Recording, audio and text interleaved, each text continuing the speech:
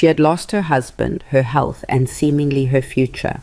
But that night, the night her daughter-in-law stood before 20 guests, pointed directly at her and called her a failure, was the night Evelyn Hart decided not to remain silent for another second. And what happened next left the entire room stunned. If you've ever been insulted by a member of your own family, this story is for you. Please like, comment with the city you're viewing from, so I know how far my story has come. And don't go anywhere, because the worst is yet to come. I have replayed that evening in my head more times than I can count. Not because I want to, but because the mind does that. It drags you back to the moment everything changed, the moment you were standing in your own skin and realized with cold, quiet certainty that the life you thought you understood had been a stage set all along. That the people smiling at your dinner table were not who you believed them to be. That night began the way most disasters do, slowly and then all at once. My name is Evelyn Hart. I am 64 years old. I spent 31 years as a financial investigator, the kind of person companies called when they suspected someone was stealing from them, the kind of person who could find a lie buried inside a spreadsheet, the way a doctor finds a tumor on a scan. Numbers don't lie. People do.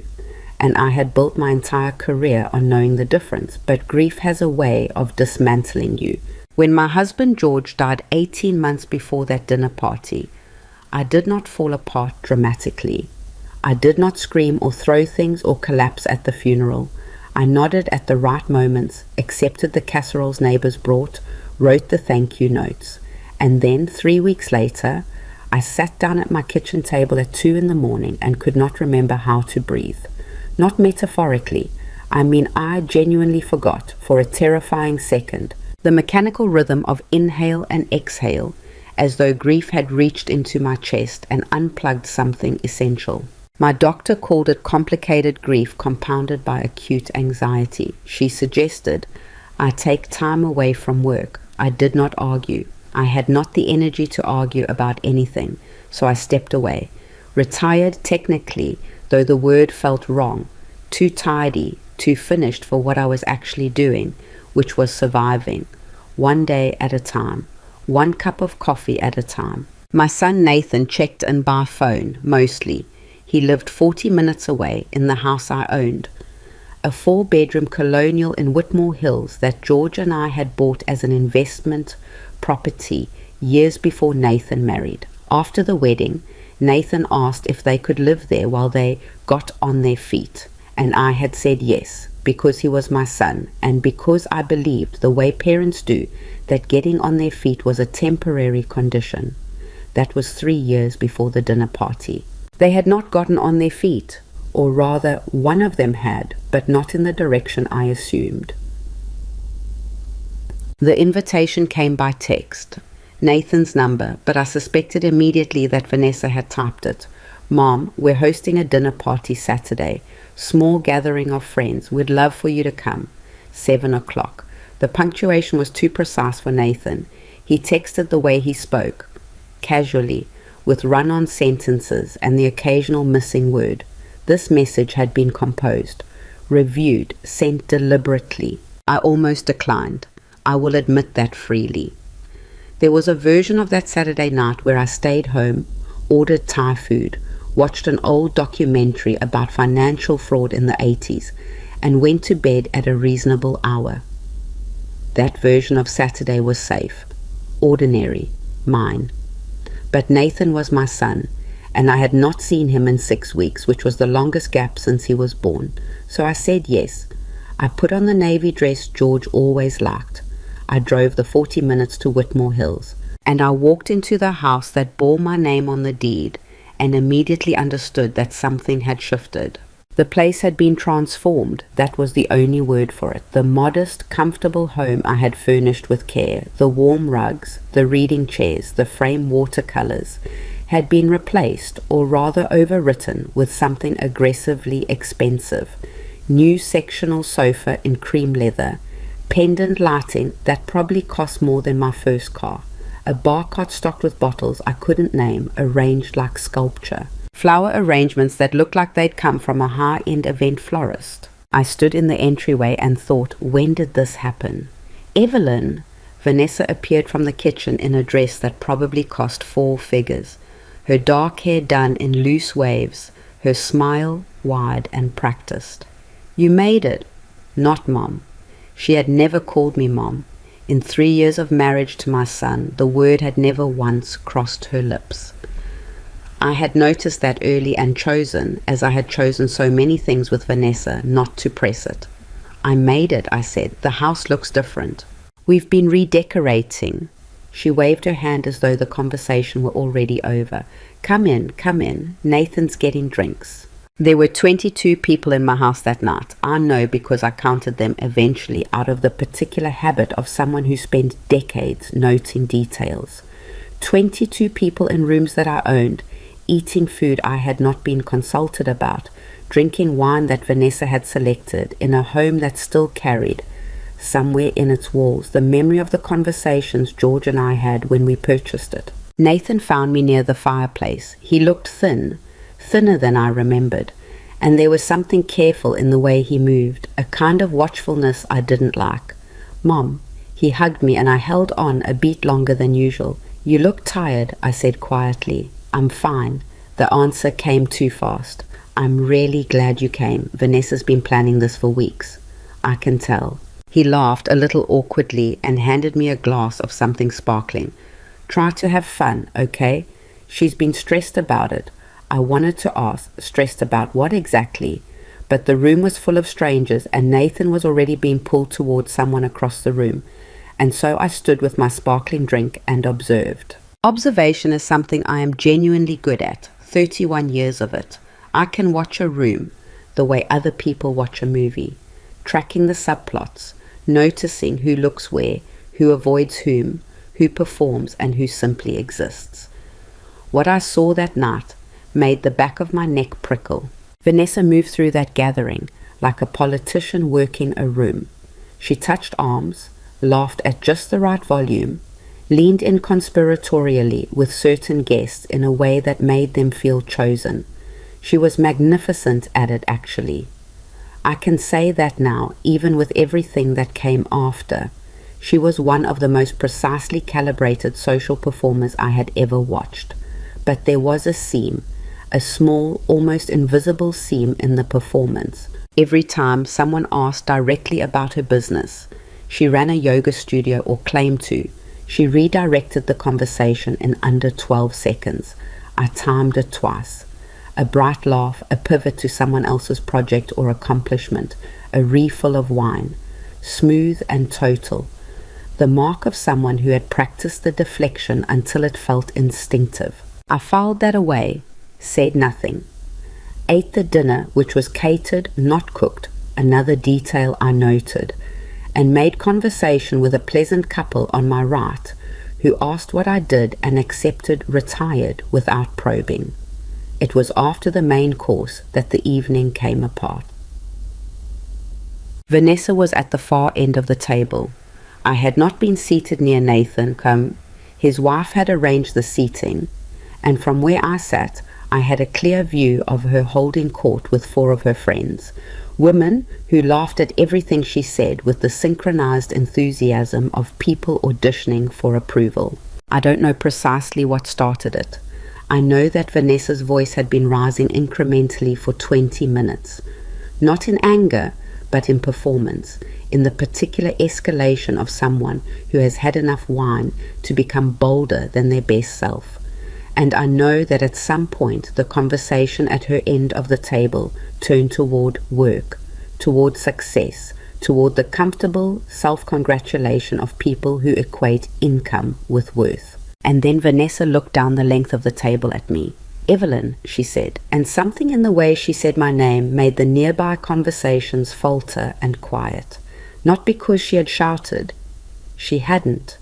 But because there was an edge in it, deliberately placed. We were just talking about ambition, what people do with their time. I set down my fork. Were you? You know, she picked up her wine glass with the casual ease of someone entirely comfortable with what she was about to do. I think it's so important to keep yourself useful as you get older, to have purpose, don't you?" The table had gone quiet enough now that the words carried. I could see Nathan at the other end, his jaw tightening, but he said nothing. "I agree," I said, pleasantly, evenly. "Because honestly, I can't imagine just stopping." She smiled, wide and warm and surgical. "Just deciding that you're done, that you have nothing left to contribute. I think that would destroy me." There it was, dressed in philosophy, wrapped in the language of ambition and self-improvement, but aimed with sniper precision at the 64-year-old woman at the other end of the table, who had retired after her husband died and had not returned to work. At me. I heard someone across the table make a small, uncomfortable sound. I saw one of Vanessa's friends glance down at her plate. Nathan's chair scraped slightly, like he'd started to stand and then stopped himself. "It's funny you'd say that," I replied, and my voice was very, very calm, because I've been thinking about purpose myself lately. Vanessa's smile stayed exactly where it was. "Have you?" "I have." I took a sip of water, set the glass down precisely. "About what it means to build something, to invest in people, to give when it costs you something." I paused. "Your husband's father was very good at that, actually." A flicker, barely there, but I caught it. A millisecond of uncertainty behind her eyes before the smile reasserted itself. "How sweet," she said, and then to the table with the warm laugh of someone sharing an affectionate joke. "You know, Nathan's mother has been out of the workforce for over a year now, completely retired, which is lovely, of course. She's earned her rest." Another smile trained on me. "It's just, some of us are still out here building things, working, creating value. And I think there's a certain kind of person who just can't do that anymore, who runs out of steam." She tilted her head. "No offense, Evelyn, you had a good run." The table held its breath. 22 people, and the room had the particular silence of a crowd watching something they know they will remember. Some of them looked away, some of them didn't. Nathan said, "Vanessa, I'm just being honest." She turned her smile to him, brief and dismissive. "Your mother is sensitive. It's not a criticism. It's just facts." I sat with that for exactly 3 seconds. 3 seconds is not a long time, but it was long enough to feel every inch of what she had just done. The choreography of it, the audience she had cultivated, the way she had chosen this room, these people, this moment. Not careless cruelty, deliberate, engineered for maximum effect. She wanted me to flush and look at my plate. She wanted me to murmur something conciliatory and spend the rest of the evening smaller than when I arrived. She wanted the 22 people at my table to see Evelyn Hart diminished, and she wanted Nathan to see it too. I understood all of that in 3 seconds. And then I put my napkin on the table very neatly, and I looked at my daughter-in-law across the candlelight and the ruin of the dinner party she had planned so carefully. "You're right," I said. "I do have my rest. I have my health finally, and my mornings and my time. I have quite a lot, actually." I picked up my water glass, unhurried. "What I also have, Vanessa, is the deed to this house." Silence. Not the polite, uncertain silence from before. Something different, heavier. "This house," I continued, "that you are currently hosting your dinner party in, it belongs to me. My name is on the title, has been since 2009. I looked around the table, not unkindly. The lease agreement Nathan and Vanessa have been operating under expired 14 months ago. We never renewed it formally." I set the glass down. I've been meaning to address that. Vanessa's face had done something I had not seen it do before. It had gone very, very still. "Evelyn," Nathan's voice was low and strained. "Mom, I'm not angry," I said, and I meant it. "I'm simply clarifying facts. Since we seem to be having that kind of evening." I looked at Vanessa one more time. "You have 30 days notice per California tenancy law. I'll have my attorney send the formal paperwork Monday." What happened in the next 10 seconds is difficult to describe in sequence because several things occurred simultaneously. Vanessa pushed back her chair. One of her friends knocked over a wine glass. Nathan said my name again, sharply, and then said something to his wife that I couldn't hear. Two people near me started speaking quietly to each other in the way people do when they are desperate for a conversation to exit into. I stood up, smoothed the front of my navy dress, and said to the table in general that it had been a lovely dinner, and I appreciated the invitation. Then I walked to the entryway, retrieved my coat, and let myself out. The drive home was 40 minutes of the clearest thinking I had done in 18 months. I am not going to tell you I felt triumphant. I know what triumphant looks like. I have had moments of it, professional ones, when an investigation concluded and the truth I'd been chasing finally solidified into something solid enough to hand to a judge. Triumphant has a clean texture to it. What I felt on that drive was something more complicated, something that lived between vindication and sorrow, because the person I had hurt in that room, the person whose face I kept seeing in the dark behind my windshield, was not Vanessa. It was Nathan. Nathan, who was 41 years old and still could not find his footing. Nathan, who looked thin and watchful, and who had not stood up when his wife dismantled his mother in front of 22 strangers. Nathan, who said she's stressed, as though stress were a license, as though Evelyn Hart were a problem to be managed, rather than a person to be loved. I had raised that boy. I had sat with him through fevers and failed exams and the particular devastation of a teenage broken heart. I had watched him become, in fits and starts, a genuinely decent man. Thoughtful, curious, with his father's humor and his own quiet integrity. What had 3 years with Vanessa done to that man? I did not know yet. I would come to understand it later in ways that would break something in me before it healed. But on that drive home, I only knew that something was wrong. Wrong the way a structural issue is wrong, invisible on the surface, but making the whole foundation unreliable. My phone lit up on the passenger seat. Nathan's name. I let it go to voicemail. It lit up again. Then a third time. Then a text which I read at a red light. Mom, what the hell was that? Call me back. Then, 4 minutes later, she's furious. She says you humiliated her in front of everyone. I looked at those words for a long moment. Then I set the phone face down and finished the drive. The house I actually lived in was a 2-bedroom Craftsman in Sycamore Park. Nothing grand, exactly the right size for one person, with too many books, and the habit of leaving half-finished cups of tea on every horizontal surface. George had loved the back porch. We had spent dozens of evenings there, him with a book, me with case files. The comfortable silence of two people who had long ago outgrown the need to fill every moment with words.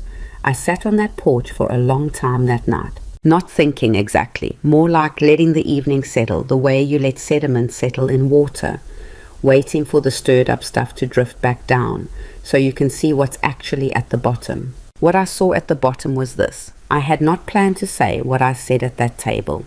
I want to be honest about that. The eviction notice, the 30 days. I had not decided on that before I walked in the door. It had arrived in the moment as the truest thing available to me. The one response that was both accurate and impossible to dismiss or deflect. But now that it was said, it could not be unsaid. The clock had started. And something else had started too. Something quieter, lower to the ground. The thing that happens when a trained investigator sits across from someone performing a role and catches, just briefly, the seam. Vanessa had deflected every question about her business in under 12 seconds. Twice.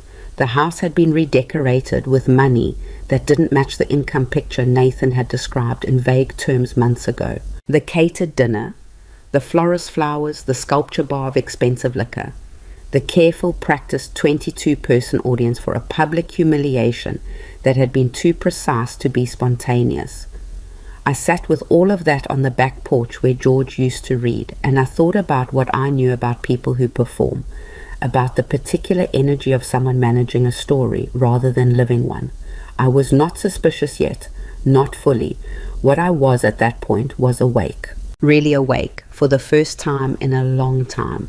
Grief had made me slow and soft and turned inward. 1 year and 6 months of surviving, had left me looking mostly at the ground directly in front of my feet.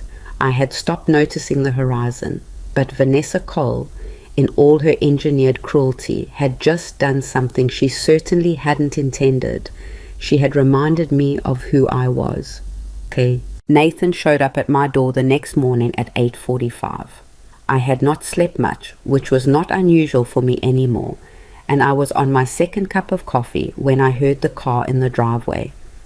I watched him walk up the path through the kitchen window. He moved like a man bracing for something. I opened the door before he knocked. "She didn't come," I said. It wasn't a question. She didn't think it was a good idea. He stepped inside when I moved back from the door and looked around the kitchen the way people do when they need a moment before the conversation starts. "You want some coffee?" "I have some. Sit down." He sat. I poured a second cup and put it in front of him, and for a minute neither of us said anything. Outside, a neighbor's dog barked twice and went quiet. "I'm sorry," Nathan said finally. I looked at my son, really looked at him, the way you sometimes can't when you're too close to a person. The thinness I'd noticed the night before was more visible in daylight. The skin under his eyes had a greyish quality. His hands, wrapped around the coffee mug, held on the way someone holds something when they need an anchor. "For which part?" I asked. He exhaled, not quite a laugh. "All of it. Last night. The fact that I didn't say something when He stopped, tried again. "She gets like that sometimes with wine. I should have seen it coming. She gets like that," I repeated. "Not like that usually, not that bad," but he rubbed a hand over his face. "I should have done something." "Yes, you should have." The bluntness of it landed, and he absorbed it without arguing, which told me something. "Are you actually going to evict us?" he asked. I gave 30 days notice in front of witnesses. "Mom."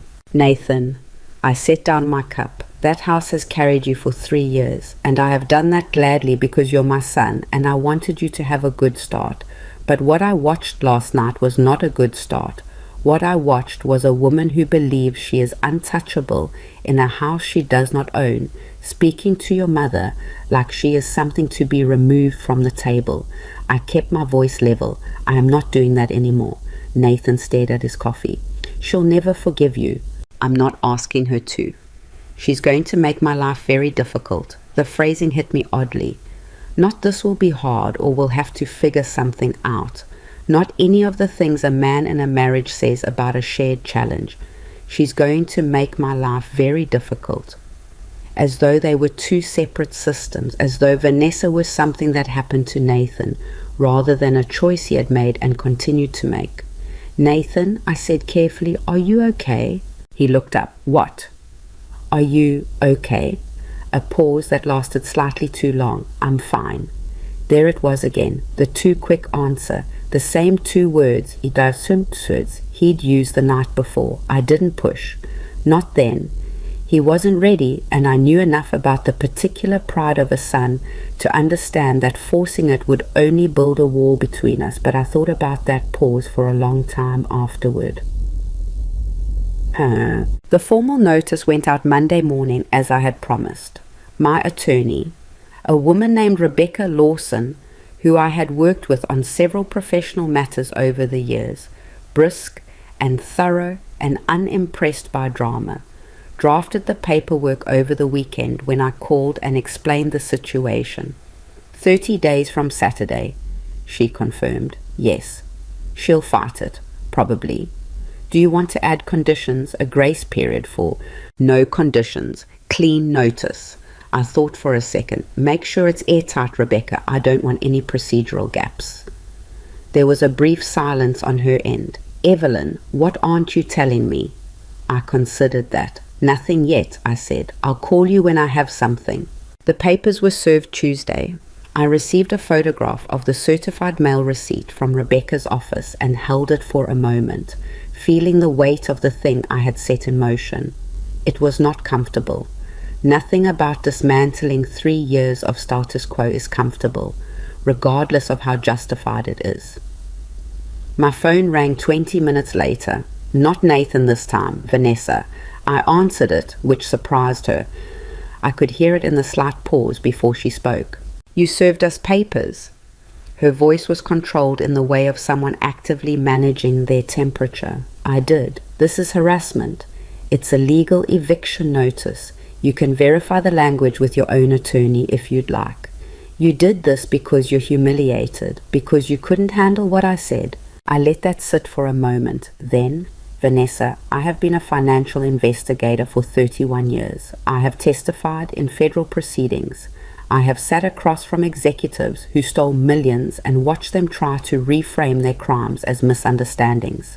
A beat. You do not intimidate me. I want you to understand that clearly. Another pause, longer this time. You're going to regret this, she said, quieter now, controlled in a different way. That may be, I said. Goodbye, Vanessa. I hung up and sat with the phone in my hand. You're going to regret this. Not a hurt reaction, not the anger of someone wronged, the specific, measured delivery of a threat from a person accustomed to following through. The back of my neck prickled again. It was the third week of the 30-day notice period when I started finding things that didn't add up. I was not looking for them. I want to be precise about that. I was not at that point investigating Vanessa. I was a retired woman managing a difficult family situation, not a professional running a case. The things I found because I am the kind of person who notices numbers, and because two things happened in quick succession that made the numbers impossible to ignore. The first was a conversation with my accountant, a routine call about quarterly taxes, unremarkable until he mentioned, in passing, a small discrepancy he'd flagged in my account summary, a recurring transfer of $800 per month to an account he didn't recognize in my existing records. Had I set up a new auto transfer? I had not. The second thing was a text from Nathan, sent at 11:43 on a Tuesday night. Can I come over tomorrow just to talk? He arrived looking like he hadn't slept in days. He sat at my kitchen table, the same place, the same mug position, and stared at his hands for a long time before he spoke. I found a credit card, he said, in my name. I didn't open it. I set down my pen very carefully. It has a balance of $31,000 on it, he continued, and I have no idea what was bought with it. The kitchen was quiet. The refrigerator hummed. Somewhere in the neighborhood, the same dog barked twice. When did you find it? I asked. The collection agency called my cell this morning. His voice was flat with shock, the particular flatness of someone whose understanding of their life has just been revised by an external fact. I didn't even know the account existed. I looked at my son's face. The exhaustion in it, the grey confusion, and the thing that had been a prickle at the back of my neck became something harder. Not quite fear, not yet. Something more like recognition. Nathan, I said slowly, I need to ask you something, and I need you to answer me honestly. No protecting her, no minimizing, honest. He looked up. What do you actually know about Vanessa's finances? He opened his mouth, closed it. The silence that followed lasted long enough for me to understand that the answer was not simply not much. It was nothing. And in 31 years of investigating, I had learned that when a person knows nothing about the financial life of someone they live with, someone they are legally bound to, the nothing is never accidental. The nothing is always a choice someone made for them. I reached across the table and put my hand over my son's. Okay, I said quietly, tell me everything. And some truths, once you start looking for them, will not let you stop. I did not know yet what we were standing at the edge of, but I had started looking, and I had never in 31 years looked away. Nathan sat at my kitchen table for 2 hours that morning, and in those 2 hours I learned that my son had not paid a single household bill in over a year. Not because he was lazy, not because he was irresponsible, because Vanessa had told him she would handle it. I've got it covered, babe. You focus on work. That was the phrase he kept repeating, the one she had apparently used so consistently it had become wallpaper, background noise he stopped registering. I've got it covered. She had covered nothing. The utilities were 3 months behind. The property taxes on the Whitmore Hills house, my house, the house she had redecorated with money from somewhere, had not been paid in 18 months. Nathan hadn't known because the tax notices came by mail and Vanessa collected the mail. Of course she did. I listened to all of it without interrupting, which took considerable restraint, because what I was hearing was not the story of a failing marriage or a financially careless woman. What I was hearing was a pattern. And patterns, in my experience, do not assemble themselves by accident. "The credit card," I said when he finally stopped. "The one in your name, $31,000. Do you have the account number?" The collection agency left a reference number. "That'll work, write it down." He looked at me across the table. "What are you going to do?" "I'm going to find out where $31,000 went," I said, "and then I'm going to find out where it came from, and then we're going to have a much larger conversation." Nathan was quiet for a moment. There was something working in his face. The specific conflict of a person who loves someone they are beginning to understand they should not trust. I recognized it. I had seen it in the faces of clients over the years. The moment the story they've been living inside starts to show its seams. "She's going to say I'm the problem," he said. "She's going to say I'm bad with money and she was trying to protect me." Let her say that. You don't know her. When she decides to go after someone, Nathan, I waited until he looked at me. I spent 3 decades sitting across from people who had stolen millions and were absolutely certain they were smarter than the room. Not one of them was right. I picked up the notepad I'd pushed toward him. "Write down the reference number." He wrote it down. His handwriting was messier than usual, the letters slightly uneven, and that small detail, the evidence of a shaking hand he was trying to control, made something tighten in my chest in a way no professional concern ever had.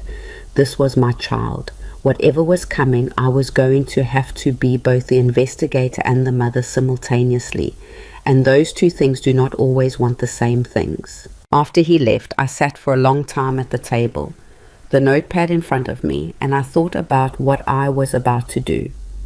Because starting an investigation into your own daughter-in-law is not a small thing. It changes the shape of every relationship it touches. It cannot be undone. You cannot unknow what you find, and sometimes, I knew this from experience, what you find is worse than what you feared.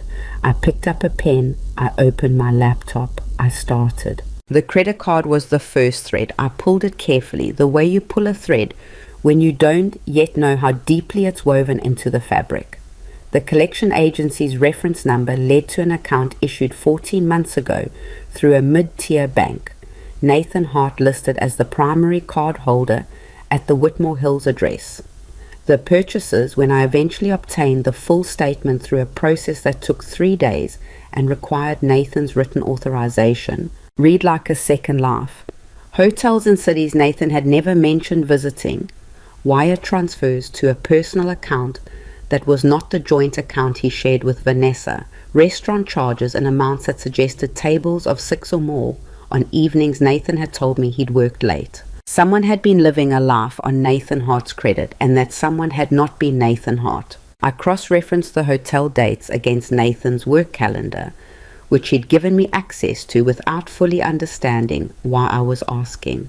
Every hotel charge corresponded to a date when Nathan had been in his office, verifiable by his digital check-ins and the emails he'd sent during business hours. Someone had used his card in other cities while he sat at his desk 40 minutes from my house, answering emails and eating lunch at his desk and not knowing.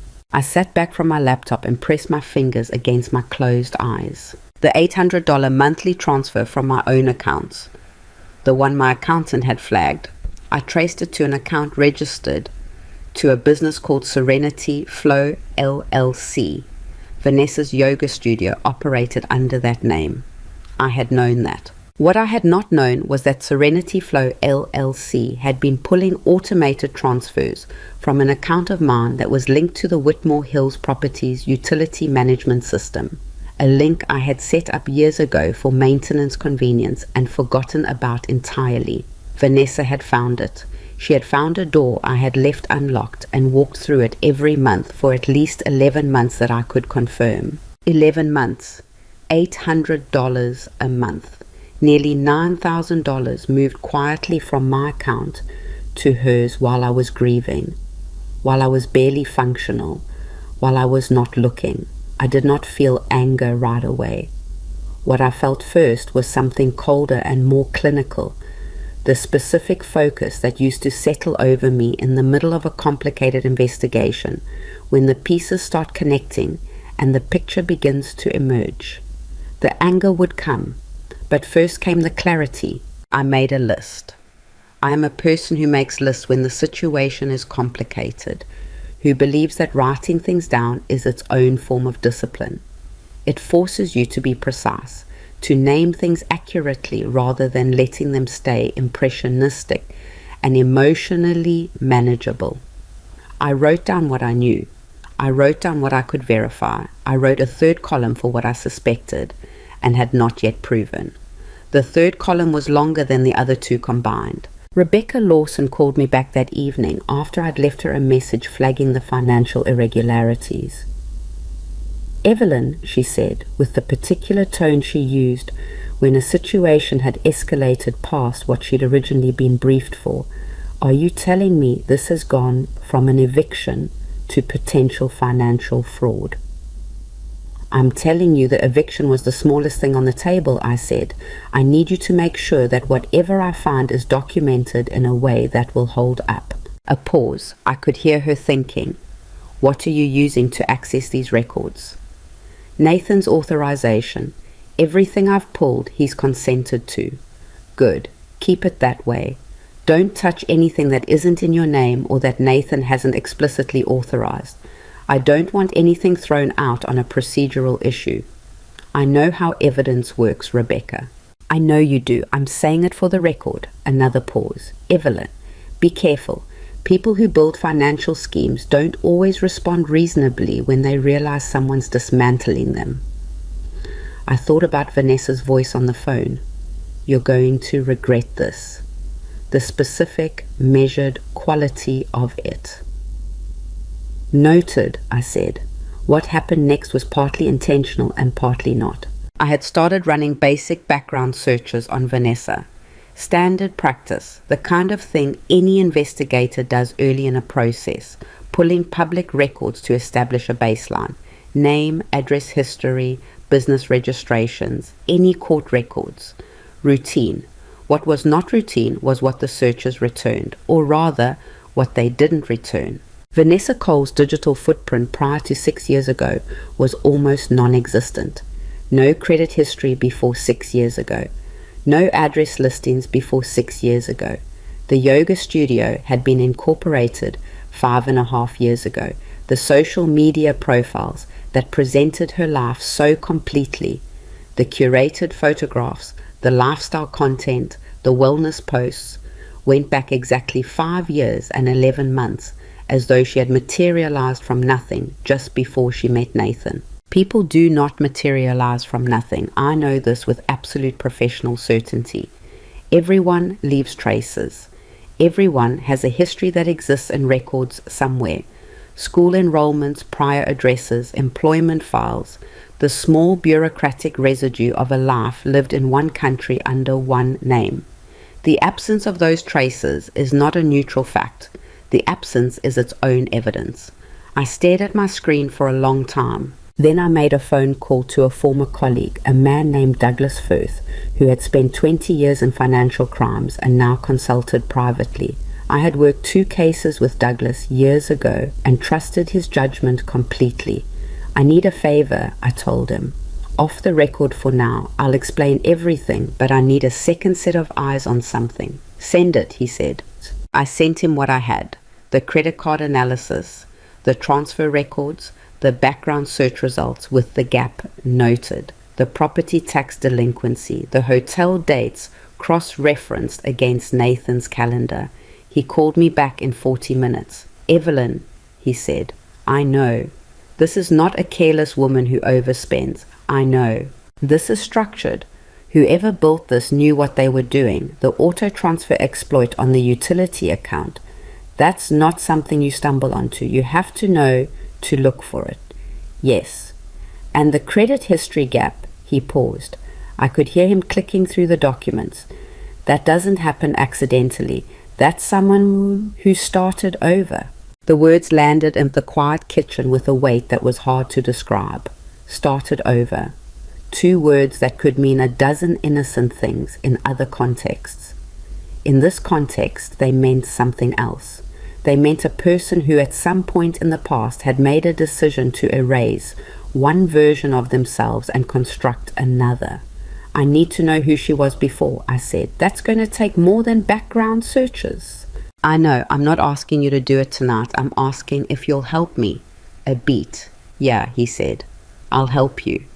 I hung up and sat in my kitchen with the laptop open and the notepad full of my careful column-organized evidence. And I thought about my son, about the way he'd held that coffee mug that morning, like it was the most solid thing in his world, about the 3 years he had spent in a house with a woman whose past apparently had no verifiable bottom. I thought about love, the specific vulnerability of it, the way it makes you extend trust past the point where the evidence would tell you to stop. Nathan was not stupid. He was not careless or weak. He was a man who had loved someone and trusted her the way you trust a person you have chosen, with the particular faith that comes from a decision made freely and held for years. That faith had been weaponized against him, systematically, patiently. The fury arrived then, finally, past the clinical focus and the list-making and the professional assessment. It arrived the way a wave arrives after a long, flat stretch of water, suddenly present and large. I let myself feel it for exactly the amount of time it took to drink the last of my cold coffee. Then I closed it back down, the way I had always closed it back down when I was working. Emotion has a place in investigation. It drives you, gives you stamina, keeps you honest about what matters, but it cannot be in charge. The moment emotion is in charge, you stop seeing accurately. I needed to see accurately. For Nathan, for myself, for whoever Vanessa Cole actually was. I told Nathan the following Thursday, not everything, not the full scope of what I suspected, not the background gap, not Douglas's assessment. He wasn't ready for all of it, and I had learned over decades that overwhelming a person with truth before they can hold it is its own form of damage. I told him about the verified transfers from my account. I showed him the documentation. He stared at it for a long time. She's been taking money from you, he said, the flatness in his voice again, the revision of reality flatness. For nearly a year, yes, without you knowing. Without me knowing. He put his elbows on the table and pressed his face into his hands. He stayed like that for a while. I didn't try to fill the silence. I asked her about money, he said finally into his hands. 6 months ago, the lifestyle, the redecorating, the dinners out, the trips she said were for the studio. I asked where it was coming from. The yoga studio barely breaks even, she always said. What did she tell you? He lifted his face. His eyes were tired in a way that made him look older than 41. She said she'd been doing some wellness consulting on the side, some private clients. High-end. She said it was going well. Did she show you any documentation, tax filings, income statements? He shook his head slowly. She handled all the finances. Said I stressed out when I saw numbers and she was better at it. A pause. I let her. I actually let her. The self-directed shame in his voice was hard to hear. I reached across and put a hand on his arm. Nathan, listen to me. What she did was designed to be difficult to see from the inside. That's the point of it. The people who build these systems, they are skilled at exactly this, at making the person closest to them feel responsible for not noticing. He looked at me with eyes that were wet at the corners. I'm 41 years old, Mom. Yes. I should have. You loved her. That's not a character flaw. I kept my hand on his arm, but I need you to stay sharp right now because what I'm about to tell you is going to get harder before it gets easier, and I need you with me. He wiped his eyes with the back of his hand, quickly, the self-conscious gesture of a man who has decided he will not cry. What else is there? I looked at my son. I'm still finding out, I said honestly. But Nathan, there are some serious gaps in what we know about Vanessa's history. Before she met you. Before the studio. I chose my words carefully. I need you to think back to when you first met her. What she told you about her past, her family, where she came from. He thought about it, really thought. I could see him sifting back. She said she grew up in Portland, he said slowly. Had a difficult childhood, estranged from her family. She didn't like to talk about it much, and I didn't push because... He stopped. Because I respected that. People have hard histories. Did you ever meet anyone from her life before you? A friend from childhood, a former co-worker, a relative? The question sat between us. He was quiet for almost a full minute. No, he said finally. No, it was always... She said she'd built a new life, that I was her family now. He said it with the tone of someone hearing a line for the first time, truly hearing it, rather than receiving it as the warmth it had been presented as. I thought she meant it as, I know what you thought it meant. The silence that followed was different from the previous ones, heavier with understanding. Nathan sat across from me with the particular stillness of a person whose internal landscape has just shifted. Not dramatically, not with visible collapse, but with the quiet, fundamental displacement of a belief that has been load-bearing. Outside, the sun was going down. The kitchen light came on automatically with the darkening, the way George had always preferred it. I had never changed the setting. What do we do? Nathan asked. It was the first time he'd said we. I noticed it. I held on to it. We keep gathering, I said, quietly, without tipping her off. You go home, you behave normally, you give her no indication that anything has changed. I met his eyes. Can you do that? He was quiet for a moment. I don't know, he said, which was honest. Try, I said, because if she suspects we're looking before we have the full picture, she will move, and I need to know what we're dealing with before she does. He nodded slowly, stood, picked up his jacket with the heaviness of a man carrying something that wasn't physical. At the door he paused, hand on the frame, and looked back at me. Mom, the house she lives in, my house, you own it. Yes, she's been stealing from you, and she still lives in a house you own. For now, I said, but the 30 days are almost up. Something shifted in his expression then, not quite resolve.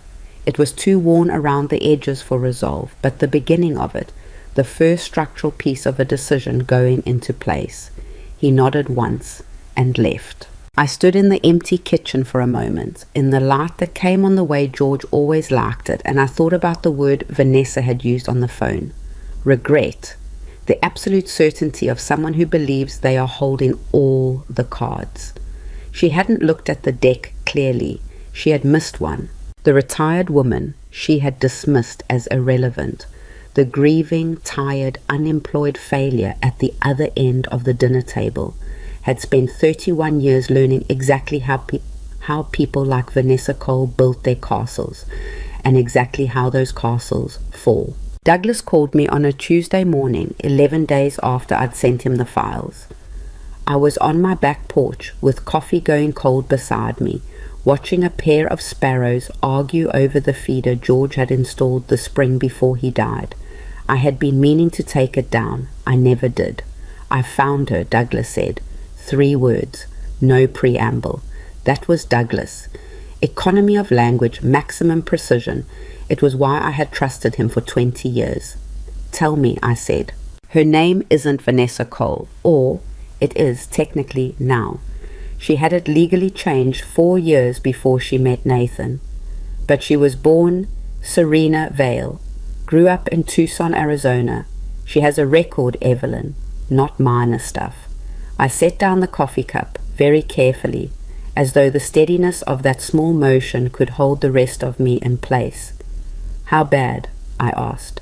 2 fraud convictions under the Serena Vale identity, both in civil court, one in Nevada, one in New Mexico. She was also a person of interest in a federal wire fraud investigation out of Phoenix that was eventually closed due to insufficient evidence, but the case file is substantial. And he paused, in the way Douglas paused, only when what came next was genuinely significant. She's currently legally married to a man named Paul Whitfield, has been for 9 years. The sparrows had resolved their dispute. One of them flew off. The other sat on the feeder alone, as though surprised by the sudden quiet. She married Nathan, while legally married to someone else, I said. Yes. That's bigamy. Yes. Where is Paul Whitfield? That's where it gets interesting. He's in Klamath Falls, Oregon. They haven't lived together in at least 5 years, but there's been no divorce filing in any state I can find. The marriage is legally intact. I pressed my fingers against my forehead. The word intact was almost grotesque in this context. A marriage intact, in the technical sense, while the woman at its center had constructed an entirely new identity and married someone else's son. Is she still in contact with him? I asked. I think so. I found a property record, a lakefront property in Crescent Lake, Oregon, registered to Whitfield and a co-owner listed as Serena Whitfield. The property was purchased 3 years ago while she was living in Whitmore Hills with Nathan. 3 years ago, while my son believed he was building a life with his wife, she had been purchasing lakefront property in Oregon under a name he had never heard. I thought about Nathan at my kitchen table, holding his mug with both hands. She said she grew up in Portland. She said I was her family now. Douglas, my voice was steadier than I felt. Is there evidence she's still actively using the Serena Vale identity currently? There's a bank account in Serena Vale's name that shows activity as recently as 6 weeks ago. And he stopped again. Evelyn, I'm going to say this plainly because I think you need to hear it plainly. What I'm looking at is not a woman who made some bad choices and started over. The pattern here, multiple identities, multiple targets, the financial exploitation structured the same way each time. This is someone who does this professionally. This is what she does. The morning was quiet around me. The feeder swung slightly in a small wind. I thought of Vanessa at the dinner party, moving through the room with that precise, calibrated warmth. The 12-second deflection every time someone asked about her business. The way she'd looked at me across the table. Not with cruelty, I understood now, but with the practiced contempt of someone who had already decided I was manageable. She had looked at my family and seen a transaction, and she had been executing it, patiently and systematically for 3 years. Send me everything, I said, already in your secure folder. Thank you, Douglas. Evelyn, his voice shifted slightly, not softer exactly, but more careful. Be very deliberate about your next steps. If she figures out you're this close, she will not simply get defensive. People operating at this level have contingency plans. They know how to make problems disappear or discredit the person creating them. I know. I mean it. Watch yourself. I said I would. I hung up and sat for a long time on the porch where George used to read, with the morning going on around me, ordinary and indifferent. And I understood that the investigation I had started to protect my family had become something significantly larger than a family matter. I did not tell Nathan that day. I needed 24 hours to sit with what I knew, to organize it, to decide the exact sequence of how to present it to a man who had shared his bed and his name with a person who did not exist. That was the hardest 24 hours of the entire ordeal. Not because I didn't know what to do. I did. I knew precisely what steps came next. But because knowing what to do and being ready to watch your child's world come apart are two entirely different things. I told him the following evening. He drove over after work. He looked marginally better than the last time. There was less of that grey exhaustion in his face. And I realized as he sat down that the act of doing something, even something as small as going home and behaving normally as I'd asked, had given him a thread of purpose to hold on to. I was about to make holding on considerably harder. I put the documents in front of him in order. I had printed them, deliberately, intentionally, because I wanted him to hold the evidence in his hands rather than read it off a screen. There is something about paper that makes information real in a different way. You cannot click away from paper. I watched his face as he read. The first pages, the background search, the name change, produced a particular stillness in him. Not shock exactly, more like the expression of someone who has been bracing for an impact and has finally felt it arrive. He read slowly. His jaw tightened. When he got to the marriage record, he stopped. He read that page 3 times, I counted. Paul Whitfield, he said finally. Yes. She's married to someone named Paul Whitfield. For 9 years, the marriage was never dissolved. He put the page down on the table, picked it up again, put it down. So our marriage would have no legal standing. You cannot legally marry someone who is already married. Your marriage to Vanessa, to Serena, is void. He stood up abruptly, not in anger, more like the sitting position had become physically untenable. He walked to the kitchen window and stood there with his back to me, looking out at the dark backyard. I gave him time. Her name is Serena, he said, to the window. Serena Vale, that was her legal name until she changed it to Vanessa Cole 6 years ago, approximately 1 year before she met you. Another long silence. She planned this, he said, meeting me, all of it. I believe so, yes. He turned from the window. His face had changed. The exhaustion was still there, but underneath it something harder had emerged. Not anger, not yet. Something more like the expression of a person who has made a decision and hasn't yet worked out all the implications, but knows the decision is final. The other man, Whitfield, the lake house, purchased 3 years ago during your marriage. She co-owns it with him. She's been with him while with me. I believe so. The financial transfers, the hotel charges on the fraudulent credit card. I believe some of those trips were to Oregon. He sat back down, not at the table this time, but in the chair by the window, in the posture of someone who needs a moment to be away from the evidence without actually leaving the room. I let him have it. Mom, he said after a while. Yes. How long did you know something was wrong before the dinner party? It was not the question I expected. I didn't, I said honestly. Not specifically. There were things that felt slightly off. Her manner sometimes, the way she talked about money, or didn't, but I didn't have grounds for specific suspicion. You didn't like her? No, but I told myself that was bias, that I was a difficult mother-in-law who didn't think anyone was good enough for her son. I looked at him steadily. I was wrong to dismiss my own read. I'm telling you that plainly. He absorbed that. I should have listened to you more. You were in love. That changes what you're capable of seeing. I paused. And she was very good at what she did. I want you to hold on to that. This was not your failure of intelligence or character. This was someone who had practiced this for years before she ever met you. It doesn't feel that way. I know it doesn't. He was quiet for a moment, then, the fraud convictions. The federal investigation. She's done this to other people. Yes. Other families. Yes, Nathan. He said nothing for a while, and then something I had not anticipated.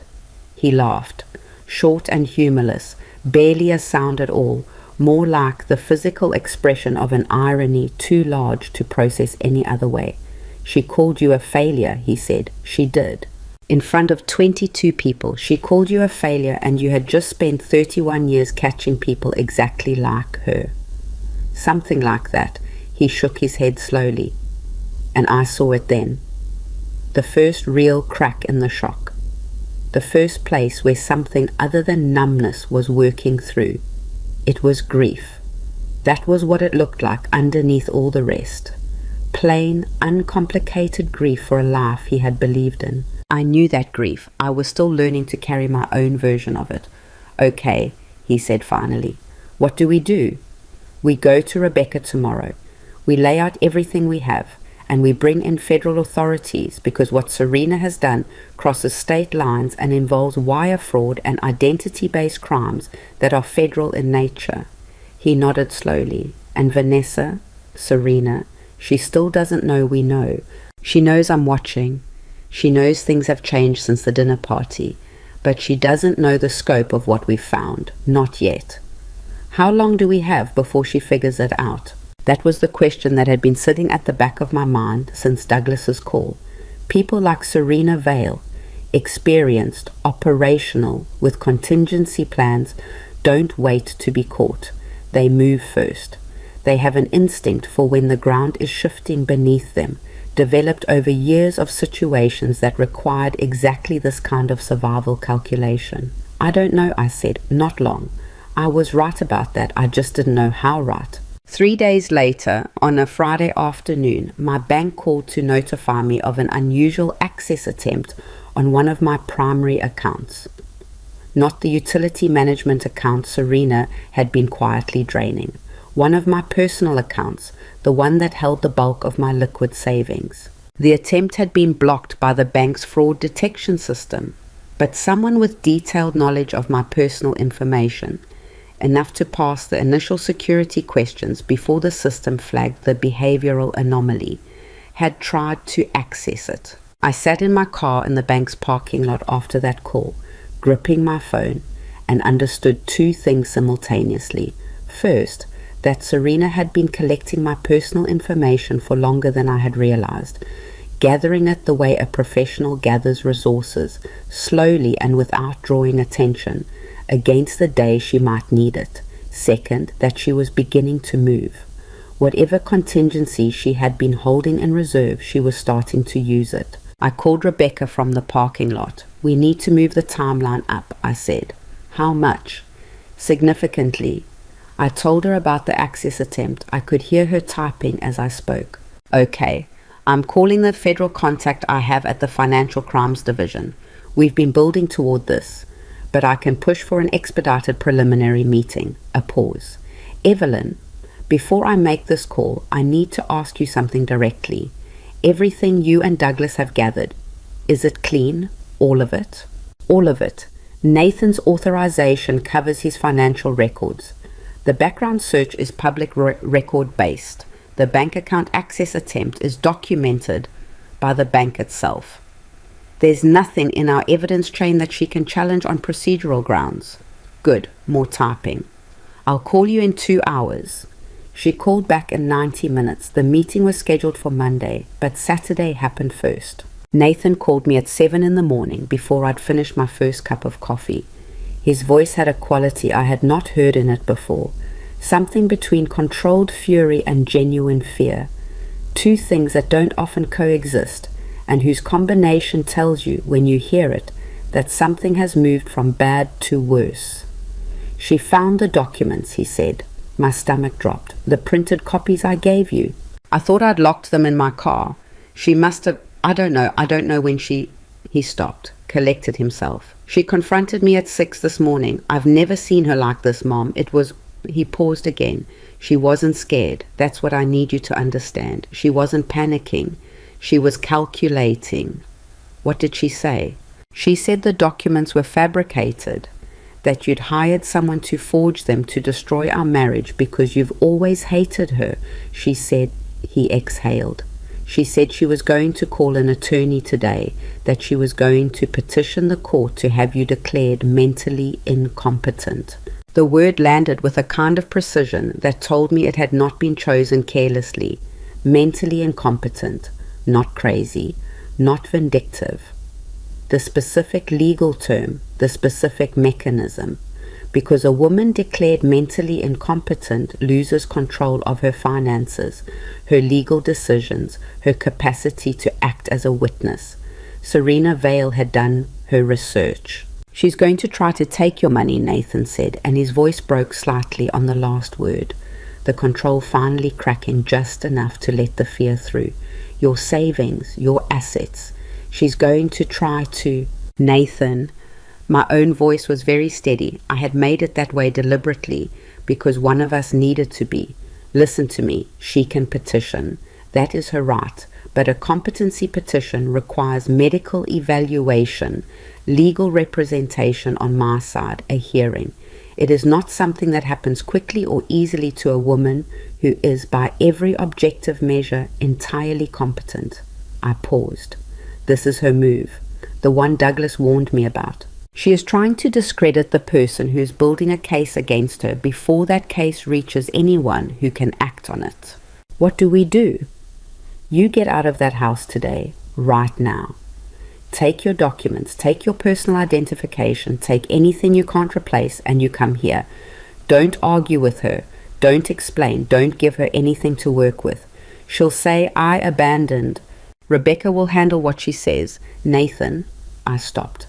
I chose my next words with care because they needed to land without cruelty, but with total clarity. That is not your wife. That is Serena Vale. And she is not protecting a marriage. She is protecting a scheme. The moment you understand that, really understand it in your body and not just your head, you'll know that there is nothing left in that house worth staying for. Silence. Long enough that I thought the call had dropped. Then, I'll be there in an hour. He was there in 45 minutes. He had a duffel bag and a backpack and the stunned, slightly mechanical movements of a person operating on adrenaline and decision rather than feeling. The feeling would come later. I knew that. I had experienced it myself after George died. The way shock insulates you until you're somewhere safe enough to fall apart. He was not safe enough yet. Neither of us were. He sat at the kitchen table. That table had become the center of the whole ordeal, the place where the hardest conversations happened, and told me what the confrontation had been like in detail. How Serena had come into the bedroom at 6 a.m. with the printed documents in her hand and a specific, terrifying composure. How she hadn't yelled. How she had spoken in a low, organized voice about what she was going to do, laying it out like a plan she had rehearsed, which it almost certainly was. How she had used the words mentally incompetent with the ease of someone who had already consulted an attorney. She's had a lawyer on standby, I said, probably for a while. How does she... He stopped, tried again. How does someone live like this, planning exits while pretending to be in love? How do you do that and just carry on every day like... I don't know, I said honestly. I've asked that question about a lot of people over the years. I've never found an answer that fully satisfies. I looked at him across the table. Some people experience other people primarily as resources. Nathan, not all people, not most, but some. And when you encounter one, it is deeply disorienting because we are wired to project our own emotional experience onto others. We assume that because we would not be capable of this, they are not either. He stared at the table surface. I loved her. I know. I actually loved her. Whatever she is, whatever the real story is. I loved the person I thought she was. That person was a performance, but your love was real. I said it carefully because I believed it and because he needed to hear it. You don't need to retroactively delete 3 years of genuine feeling because the object of it turned out to be fraudulent. What you felt was real. What she showed you was not. Those are two separate things. He looked up at me then, and his eyes were wet, and he didn't try to hide it this time. I'm sorry, he said, for not seeing it, for letting her treat you the way she did, for not standing up at that table. Stop. My own voice was not entirely steady now. You don't owe me an apology for being deceived by someone who deceived you professionally. You owe me nothing except what you're already giving me, which is being here and being honest and letting me help you.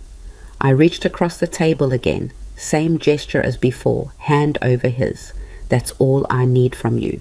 The Monday meeting with Rebecca and the federal contact was still 48 hours away. In those 48 hours, the competency petition arrived, formally through an attorney named Marcus Crane, with whom Serena had apparently been in contact long enough to have paperwork drafted with impressive speed. Rebecca received it Sunday morning and called me immediately. She's serious, Rebecca said. This is professionally prepared. I expected nothing less. They're claiming cognitive decline, erratic behavior, the eviction as an example of irrational decision-making. They have a signed statement from a pause in which I heard paper rustling. From a Dr. Arnold Pettis describing a consultation in which you allegedly expressed paranoid ideation and difficulty distinguishing between imagined and real events. I had never met a Dr. Arnold Pettis in my life. That statement is forged, I said. I assumed. Can you prove it? I can prove I've never been a patient of his, which makes a signed consultation report a fabricated document. I paused. Rebecca, add document forgery to our evidence file. A brief silence. Then quietly, she just made a serious mistake. Yes, I said. She did. The thing about Serena Vale, about people who operate the way she operated, with long practiced confidence in their own system, is that they sometimes confuse the audacity that has worked before with actual invincibility. They push into territory where their usual tools stop working because they have never truly been cornered. She had just forged a document in a jurisdiction where I had 31 years of contacts, an attorney who specialized in financial fraud, a federal meeting on Monday morning, and 30 years of training in exactly how this kind of evidence is preserved and presented. She had called me a failure in front of 22 people. She had tried to drain my savings. She had attempted to have me declared incompetent, and now she had forged a medical record with my name on it. I sat with all of that on the back porch one more time, in the dark this time, the feeder invisible in the black of the yard, the house quiet behind me with Nathan asleep in the guest room. And I thought about how long she must have considered herself untouchable, how many times the system had bent around her because no one had looked closely enough or long enough or with the right tools. Or I thought about the families before mine, the ones Douglas had found in those old case files, the names he hadn't shared in detail but whose existence he had confirmed, other people, other lives taken apart with the same patience, the same precision, the same practiced warmth that had made Nathan feel chosen. The fury was back. Different from before, not hot this time. Something colder and more durable, the kind that does not burn out. Monday was 40 hours away. I went inside. I made sure all the locks were set. I did not sleep much, but I was very, very ready. The federal building on Garrison Street was exactly what you'd expect. Grey, functional, indifferent to the weight of whatever business people brought inside it. Rebecca met Nathan and me in the lobby at 8:50 Monday morning, 10 minutes before our scheduled meeting. She was in her grey suit, the one she wore when she wanted to signal seriousness without aggression. And she had a litigation bag over one shoulder that I knew contained printed copies of everything Douglas and I had compiled, organized, and tabbed in the methodical way she did things when she expected a fight. She looked at me and gave a single nod. No excessive reassurance, no performance of confidence. Just the nod of one professional to another that said, "We're prepared, let's go." I had always appreciated that about Rebecca. She did not treat me like a grieving widow who needed to be handled. She treated me like a woman with a case. Nathan was quiet beside me. He had been quiet since Saturday.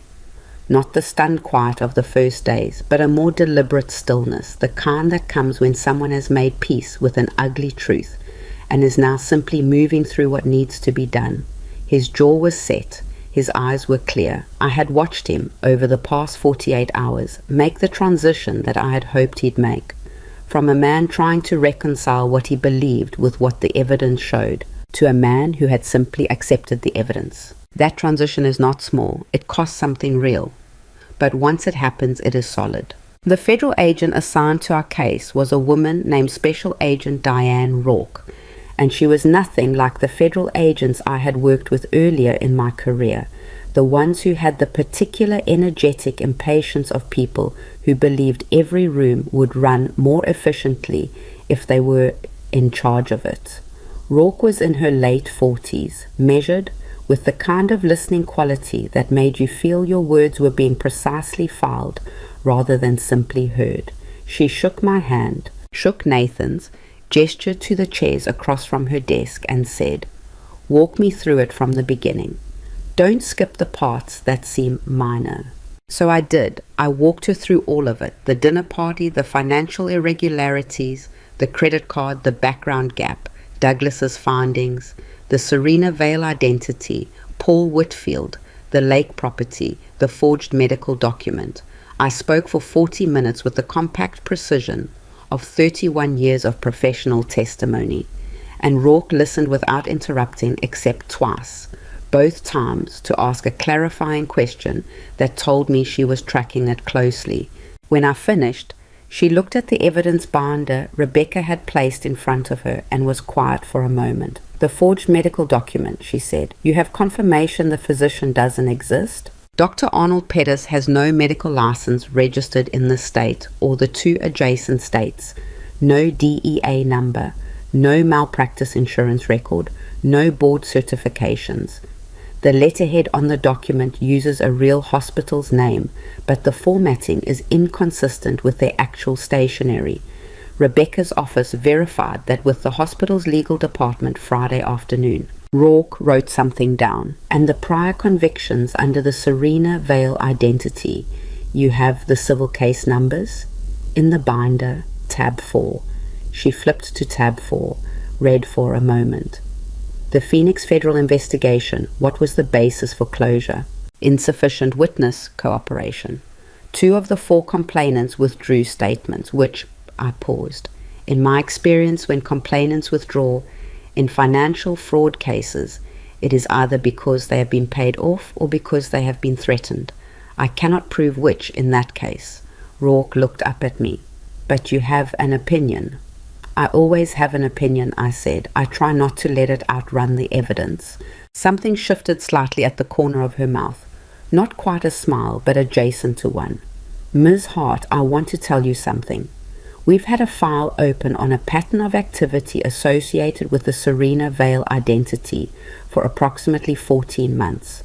We hadn't been able to build a complete picture because our cases were geographically dispersed and we were missing the connective tissue. What you've brought me this morning." She looked at the binder again. "This is the connective tissue." Nathan made a sound beside me.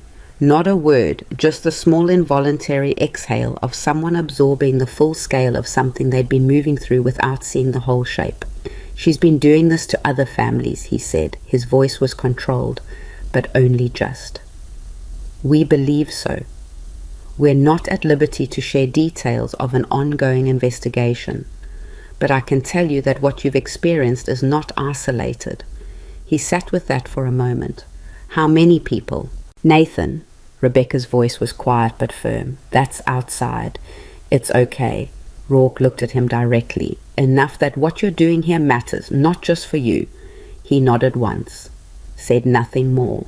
The meeting ran 90 minutes total. By the end of it, Rourke had assigned a case liaison, requested original copies of all documentation, and outlined a preliminary timeline. She also said something at the end that I had not anticipated and that stayed with me afterward. "Ms. Hart, the competency petition your daughter-in-law filed, I'd like you to proceed with contesting it in court. Don't have it dismissed quietly. Let it go to a hearing." I looked at her. "You want her in a courtroom?" "I want her in a courtroom making claims that our evidence directly contradicts. The forged document alone." She closed the binder. "Judges do not respond well to forged medical records. And a woman who has just been caught filing falsified documentation with a court loses a significant amount of her standing to argue anything." Rebecca was already nodding. "It opens additional charges." "Several." Rourke stood, which signaled the meeting was ending. "Don't make this easy for her. Don't let her walk away from the petition without a fight. Make her stand in front of a judge with that document and defend it." Walking out of that building into the cold morning air, I felt something I had not expected. Not relief, not victory, but a particular exhausted clarity, the kind that arrives when you have finally put something enormous down in a place where other people can carry it with you. Rebecca walked beside me. "You did well in there." "I've done this before," I said, "not for your own family." That was true. And it was the part that had cost the most, the translation of professional discipline into personal stakes. the effort of holding clinical precision while the thing being investigated was the life of the person I loved most in the world. I had managed it, but not without cost. I could feel the cost in my spine, in the particular stiffness of a body that had been running on controlled tension for too long. "What now?" Nathan asked. He had his hands in his coat pockets, shoulders slightly hunched against the wind. "Now we contest the petition," Rebecca said, "and we wait for Rourke's team to do what they do." She looked at me. "And you specifically need to be very careful for the next several weeks. No unusual communications with Serena, nothing that can be construed as harassment or retaliation. Everything goes through me." "Understood." "Evelyn," she stopped walking, which made me stop too. "I'm serious about this. She is going to escalate. When she realizes the petition isn't going the way she planned, she will look for another angle. She's resourceful, and she has no emotional stake in playing fair. Don't give her anything to work with." I thought about Rourke's assessment, enough that what you're doing here matters. I thought about the families Douglas hadn't named, the prior complainants who had withdrawn their statements, paid off or frightened into silence by a woman who had spent years developing exactly the right tools for both. "I won't," I said, "but Rebecca, I want to be in that courtroom when the petition is heard. I want to be the person who sits across from her and lets her watch what happens when the documents are presented." Rebecca studied me for a moment. "You understand she'll use that. She'll frame it as persecution, as you being unable to let go." "Let her frame it," I said. "I'm 64 years old. I buried my husband. I spent 31 years proving that the truth, documented carefully and presented accurately, is stronger than the story someone tells about it. She can frame whatever she likes." I held Rebecca's gaze. "I've sat across from worse." A beat. Then Rebecca said, "All right, you'll be there." The competency hearing was set for 3 weeks out. In the intervening time, 2 things happened that I had not predicted, and 1 thing happened that I had. The thing I had predicted was that Serena would try to contact Nathan. I had warned him. She called his cell phone 4 times in the first week, each time from a different number. She had apparently anticipated that he would block the primary one. He didn't answer any of them, but he told me about them, every call, which was exactly what I had asked him to do. On the 5th call, he picked up at Rebecca's specific suggestion and kept her on the line for 6 minutes while the call was recorded, per the single-party consent laws of our state. I listened to that recording twice. The first time I listened as his mother. The second time I listened as an investigator. As his mother, it was difficult. Serena's voice on that call was nothing like the controlled, calculating tone she'd used with Nathan on Saturday morning. It was warmer, slightly fractured, precisely calibrated to sound like a woman in genuine pain. She said she was scared. She said she missed him. She said the petition had been a reaction, that she hadn't meant to go that far, that she'd been frightened and hadn't known what else to do. She said at one point, "I know your mother has put terrible things in your head, and I understand why you'd believe her. But Nathan, you know me. You've known me for 3 years. Does that count for nothing?" I will not pretend that was easy to hear. Even knowing what I knew, even with the full picture laid out in that evidence binder, there was something in the human mechanism of that voice, the practiced texture of its vulnerability, that tried to reach for something. Not in me, but I could hear why it would have worked on someone who had loved that voice for 3 years. Nathan said very quietly, "I know who you are, Serena," and then he ended the call. I don't know if he cried afterward. He was in the other room. I didn't ask.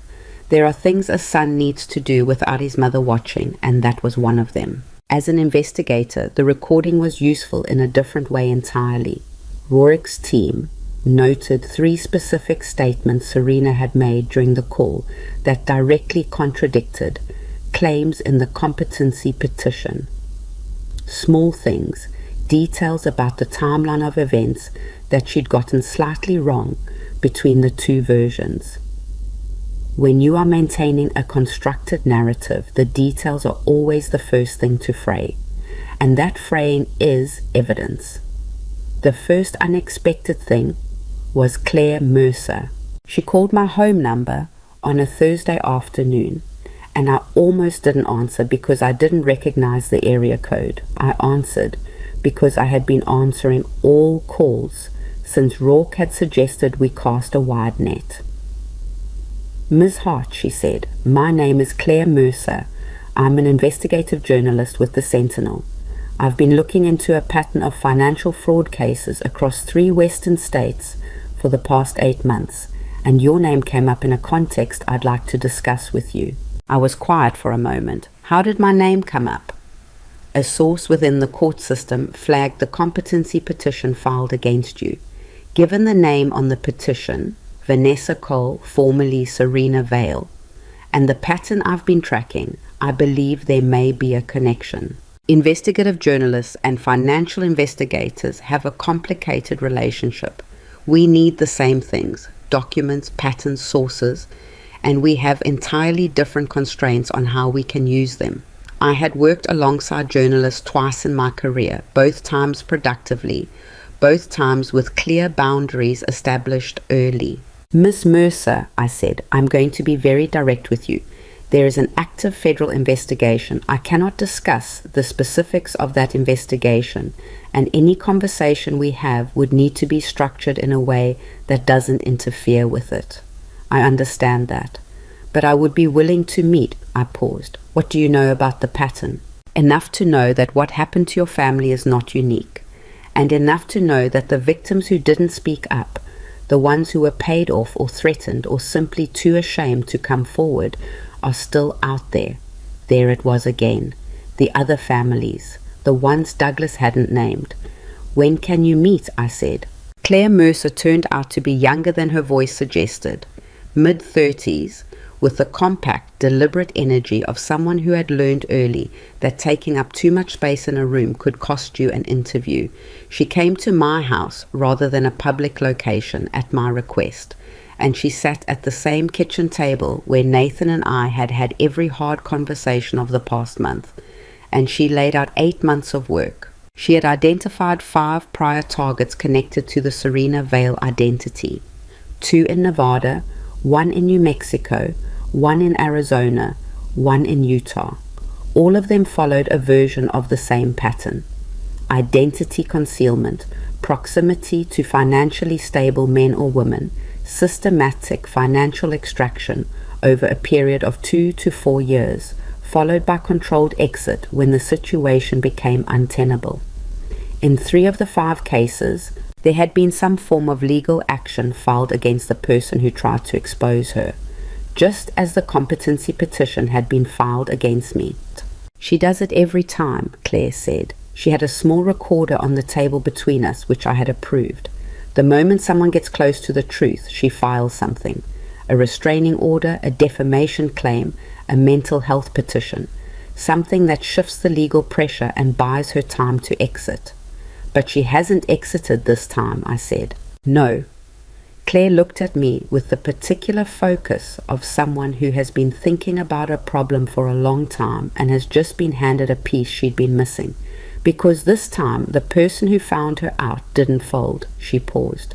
"Can I ask, did she underestimate you specifically, or was this a miscalculation about the situation?" I thought about the dinner party, about the careful audience she'd assembled, about the public humiliation designed to establish in front of witnesses the narrative of an erratic, difficult older woman who couldn't accept her son's wife, about "you're going to regret this," delivered with the quiet certainty of someone who had run this play before and always won. "Both," I said. She read me accurately in some ways. I was grieving. I had stepped back from professional life. On the surface, I was exactly the kind of target she preferred: older, emotionally compromised, slightly isolated. I met Claire's eyes. She missed that grief doesn't always make people softer. Sometimes it just strips away the things you were using to be polite. Claire was quiet for a moment. Then she wrote something in her notebook.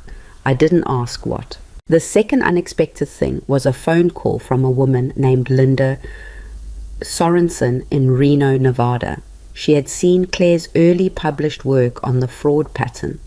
Claire had run a preliminary piece that didn't name Serena specifically but described the methodology, and had found my name through a chain of connections I never fully untangled.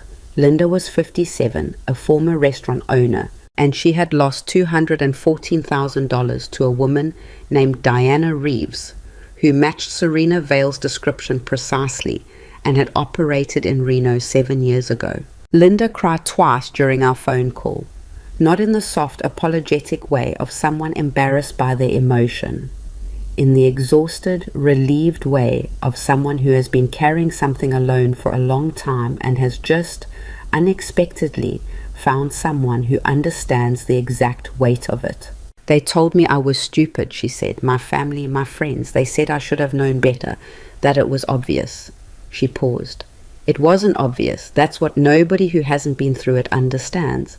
It's designed not to be obvious. Every single part of it is designed to look like something else.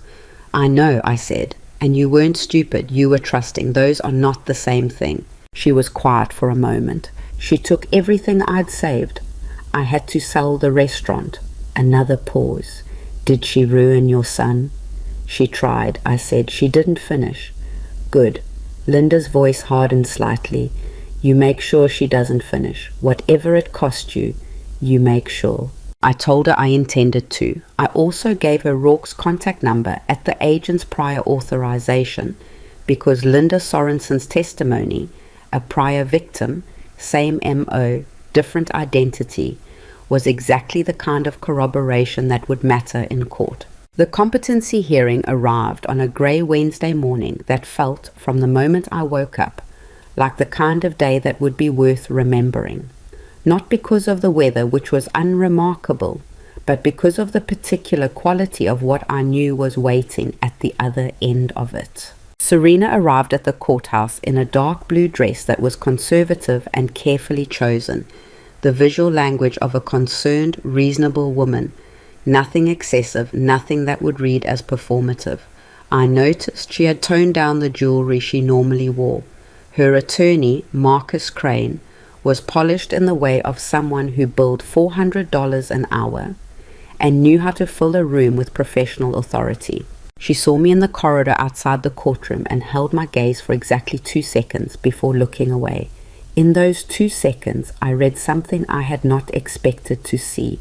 Not calculation, not contempt, but a very controlled, very small register of something closer to uncertainty. She had expected, I believed, that the process of the petition itself, the formal language, the legal mechanism, the implication of mental incompetence would have rattled me, would have made me appear defensive, reactive, unsteady. I was none of those things. I had prepared the way I had always prepared, thoroughly, calmly, with complete confidence in the evidence rather than in the outcome, because the evidence is the only thing you can actually control. I had Nathan beside me, I had Rebecca, and I had submitted to the court 3 days prior a package of documentation that included my full professional history, letters from 3 former federal colleagues attesting to my competency and professional standing, a signed affidavit from my physician confirming no cognitive concerns, and, most critically, a forensic analysis of the forged Dr. Pettis document, conducted by a certified document examiner that identified 14 specific markers of fabrication. 14. The hearing began at 9:15. Crane opened with a presentation that was impressively structured. I will give him that. He framed Evelyn Hart as a grief-stricken woman whose judgment had been destabilized by loss and whose vendetta against her daughter-in-law had escalated to harassment and legal intimidation. He spoke for 20 minutes. He was persuasive in the way of a man who had won with this playbook before. Then Rebecca stood up. I have watched Rebecca Lawson in court 3 times over the years of our professional relationship. Each time I have been struck by the same quality, the way she builds an argument not by overwhelming the room with force, but by removing, piece by piece, every piece of ground the other side is standing on. She is quiet about it, almost methodical to the point of appearing unhurried, which is precisely the quality that makes her devastating. She presented the forensic document analysis first. She walked the judge through all 14 fabrication markers on the Petty's document, the inconsistent letterhead, the license number that corresponded to a retired physician in an unrelated specialty, the signature that had been digitally replicated from a stock image database. She was thorough. She was precise. She did not editorialize. The judge's face, as she worked through it, was very still, in the way of someone actively suppressing a strong reaction. Then Rebecca presented the professional record, 31 years, federal case contributions, published methodology in 2 industry journals, letters from colleagues including a former U.S. attorney who had worked with me directly. She presented my physician's affidavit. She presented a neurological screening I had voluntarily undergone the week prior, perfectly clean, and then she presented the criminal history of Serena Vale. Crane objected on the grounds of relevance. The judge overruled him in approximately 4 seconds. I watched Serena during that portion of the presentation. She had the stillness of someone who had trained herself not to react visibly in high-pressure situations, but there was something happening in her hands which were folded on the table in front of her, a very small, very controlled tension in the knuckles that she could not entirely suppress. The knuckle whitening of a person who is recognizing for the first time that the room has turned. When Rebecca finished, the judge looked at Crane and asked him, in the measured tone of someone who's containing their actual feeling behind professional language, whether he wished to respond to the document analysis. Crane said he would need time to consult with his client. The judge said he would give him 15 minutes. In those 15 minutes, the hallway outside the courtroom was very quiet. Nathan stood beside me near the window at the end of the corridor. He hadn't said much since we'd arrived, just processed, watched, absorbed. Now he looked out the window at the grey morning and said, "She really thought she was going to win today." "Yes. She still thinks there's an angle. I can see her calculating in there."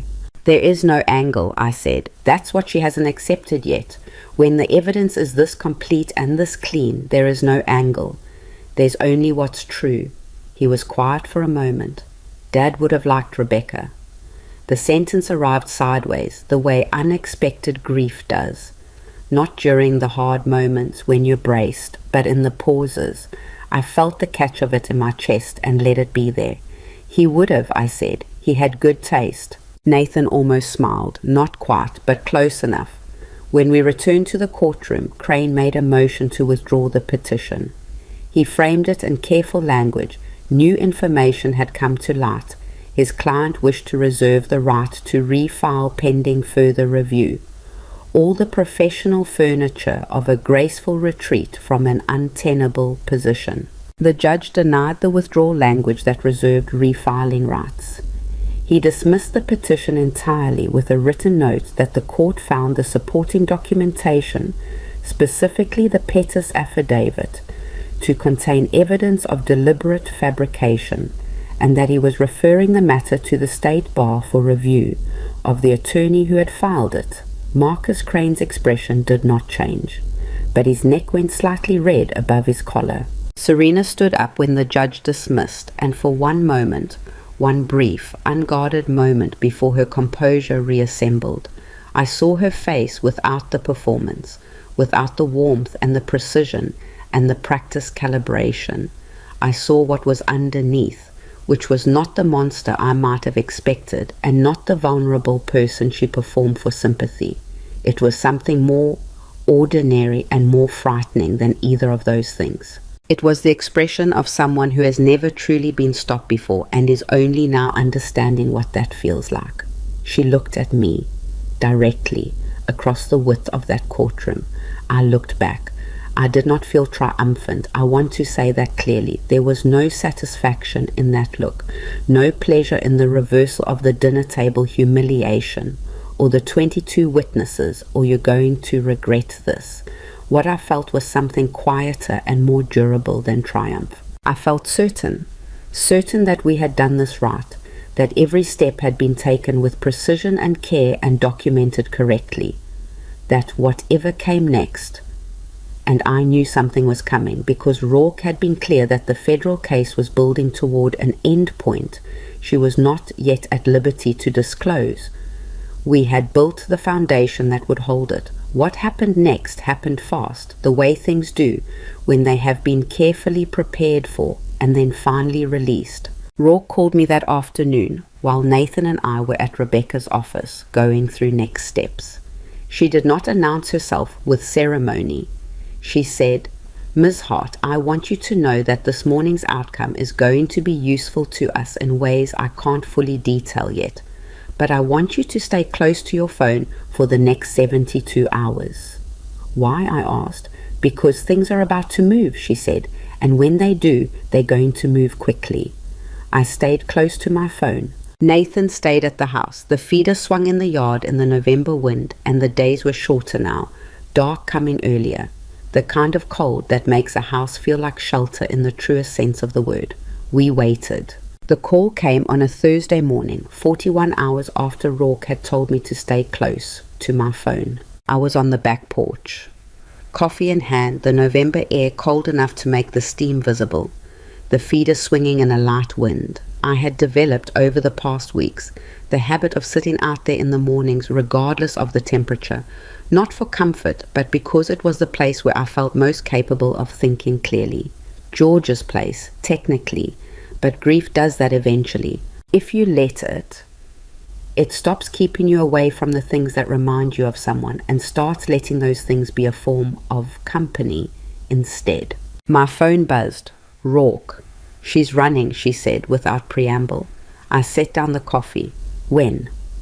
"We believe she made the decision last night. She cleared out of the Whitmore Hills property sometime between 11 p.m. and 4 a.m.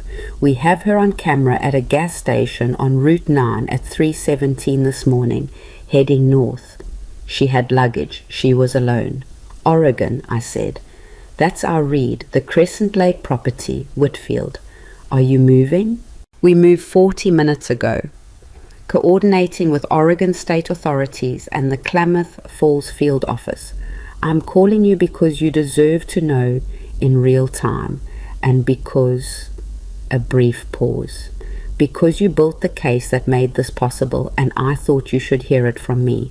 I stood up from the porch chair, not in agitation, more like the body's instinctive response to news that has weight.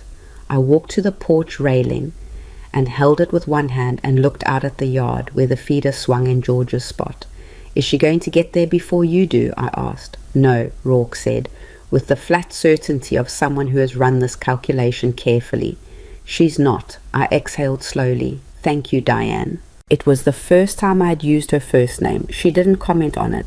She just said she would call me again when there was confirmation, and hung up. I stood on that porch for a few minutes before going inside to wake Nathan. He was asleep on the guest room bed, in the specific collapsed posture of someone who had not been sleeping well for weeks and had finally, in the safety of his mother's house, let his body fully surrender to exhaustion. I stood in the doorway for a moment before I knocked on the frame. He came awake quickly, the light sleep alertness of someone who had been braced for things to happen. "They're moving," I said. She ran. "They're going to intercept her." He sat up, looked at me for a long moment with a face that was hard to read, not because he was hiding anything, but because what he was feeling was genuinely layered, more than one thing at once, and none of it had a clean name. "Okay," he said finally. "Okay," I agreed. We made coffee together in the kitchen. A small, ordinary thing that felt, that morning, like the most significant thing we had done in months. He poured. I found the mugs. We sat at the table that had been the center of every hard conversation, and we drank our coffee in a quiet that was different from all the previous silences. Not heavy, not loaded with the weight of what hadn't been said, just quiet. The confirmation call came 2 hours and 19 minutes later. Serena Vale, the name she had been born with, the name that would now follow her through every legal proceeding that remained, had been apprehended at a rest stop 40 miles south of Crescent Lake, Oregon. She had not reached the property. She had not reached Whitfield, who was simultaneously being taken in for questioning regarding his knowledge of and potential involvement in her operations. She had been driving a rental car booked under a third name, a name neither I nor Douglas nor Rourke had encountered previously in the investigation, which told me with a cold professionalism that the identity we had uncovered was not even the deepest layer of what she had built. There were more. There had always been more. But they had her. That was what mattered. I sat with Nathan in my kitchen when Rourke delivered the confirmation, and I watched my son process it in real time. The way the tension he had been carrying since Saturday morning, since the confrontation in the bedroom, since the collection agency call, since the dinner party, since 3 years of a life built on a lie, I watched it not disappear, because tension like that doesn't simply disappear, but shift, reconfigure, become something he was carrying differently, no longer in his chest and jaw and the grey exhaustion under his eyes, but somewhere more manageable, somewhere he could put it down eventually. He didn't cry. He didn't say anything dramatic. He leaned forward and put his elbows on the table and pressed his face into his hands for a moment, and when he looked up again, his eyes were red at the rims, but his voice was steady. "What happens now?" he asked. "Now," I said, "Rebecca earns every dollar we're paying her." The legal proceedings that followed were not fast. I want to be honest about that, because I think when people tell stories like this one, they tend to compress the aftermath into something cleaner and more conclusive than it actually is. The truth is that what comes after the arrest is its own kind of endurance test, different from the investigation, different from the immediate crisis, but demanding in its own right. The federal charges against Serena Vale were substantial: wire fraud across multiple states, identity fraud, financial exploitation of vulnerable adults, bigamy, filing of falsified documentation with a court. The state of California added charges related to the fraudulent credit account in Nathan's name and the unauthorized transfers from my accounts. Oregon filed additionally regarding the Crescent Lake property, which had been purchased partly with funds traced back to at least 2 of her prior victims. Paul Whitfield, it eventually emerged, was not an innocent party. He had known about certain aspects of Serena's operations for years and had accepted financial benefit from them, though his cooperation with federal investigators ultimately earned him a reduced charge and a plea arrangement that kept him out of the primary proceedings. The trial was 8 months after the arrest. I attended every day. I did not go because I needed to watch her be punished. I want to be precise about my motivation, because I have thought about it carefully since. I went because the other families deserved to have someone in that courtroom who understood what had been done to them. Linda Sorensen testified. 2 other prior victims testified. A woman from Utah named Margaret Chen, 61 years old, a retired school teacher who had lost her entire retirement savings to a woman calling herself Christine Vale in a scheme that had taken 4 years. Margaret sat in that witness box and spoke in a voice that shook only slightly, and I watched the jury watch her and understood that what she was giving them was not just testimony but truth in its rawest form. The defense. Serena had cycled through 2 public defenders before a private attorney named Garland took the case, attempted several angles. They argued the evidence chain had been improperly initiated, which Rebecca had anticipated, and for which she had prepared an airtight counter. They argued that Evelyn Hart, me, had conducted a private investigation that amounted to harassment and had poisoned the well of public perception. They put significant effort into reframing the forged Pettis document as a miscommunication between Serena and her former attorney, which the judge received with a patience that did not extend to acceptance. They put Serena on the stand. It was a calculated risk. I could see from the body language of her attorney that he had debated it. And in the end, it was the decision that cost them most. Because Serena on the stand was extraordinary, I mean that in the precise sense of the word, extraordinary, outside the ordinary, beyond what most people are capable of. She was composed and articulate, and she wept at exactly the right moments, with the disciplined, photogenic grief of someone who had learned long ago that tears, deployed correctly, can do work that words cannot. She spoke about her difficult childhood with a fluency that made me wonder how much of it was real and how much had been crafted. She expressed remorse for choices she reframed consistently and skillfully as mistakes rather than crimes. She was compelling. I will not pretend otherwise. Several jurors watched her with the open, slightly softened expression of people being moved. And then the prosecution's attorney, a woman named Hadley Cross, who had the energetic precision of someone who had been waiting for this moment for the length of the trial, stood up for cross-examination. She asked Serena with courteous specificity to explain the third identity, the name on the rental car booking, the name none of us had previously known. The composure held for approximately 4 seconds. Then something in Serena's eyes, not her expression, not her posture, but something deeper behind the performance, made a small, almost invisible adjustment, like a stage set shifting a fraction of an inch. Hadley Cross asked the question again. Serena said she didn't know what the attorney was referring to. Hadley Cross put the rental car documentation on the screen. The name, the date, the credit card associated with the booking, which had been traced to an account held under that third name, opened 7 years ago. 7 years ago, before Nathan, before Vanessa Cole, before Serena Vale even, before the legal name change, a fourth layer underneath the others. The composure broke then, not dramatically, not the way it breaks in films, with tears and confession. It broke the way ice breaks under sustained pressure, quietly and then completely, the face going not distressed, but blank. The blankness of a person whose system has run out of responses. The jury was watching. The verdict came back 11 days later, guilty on all primary counts.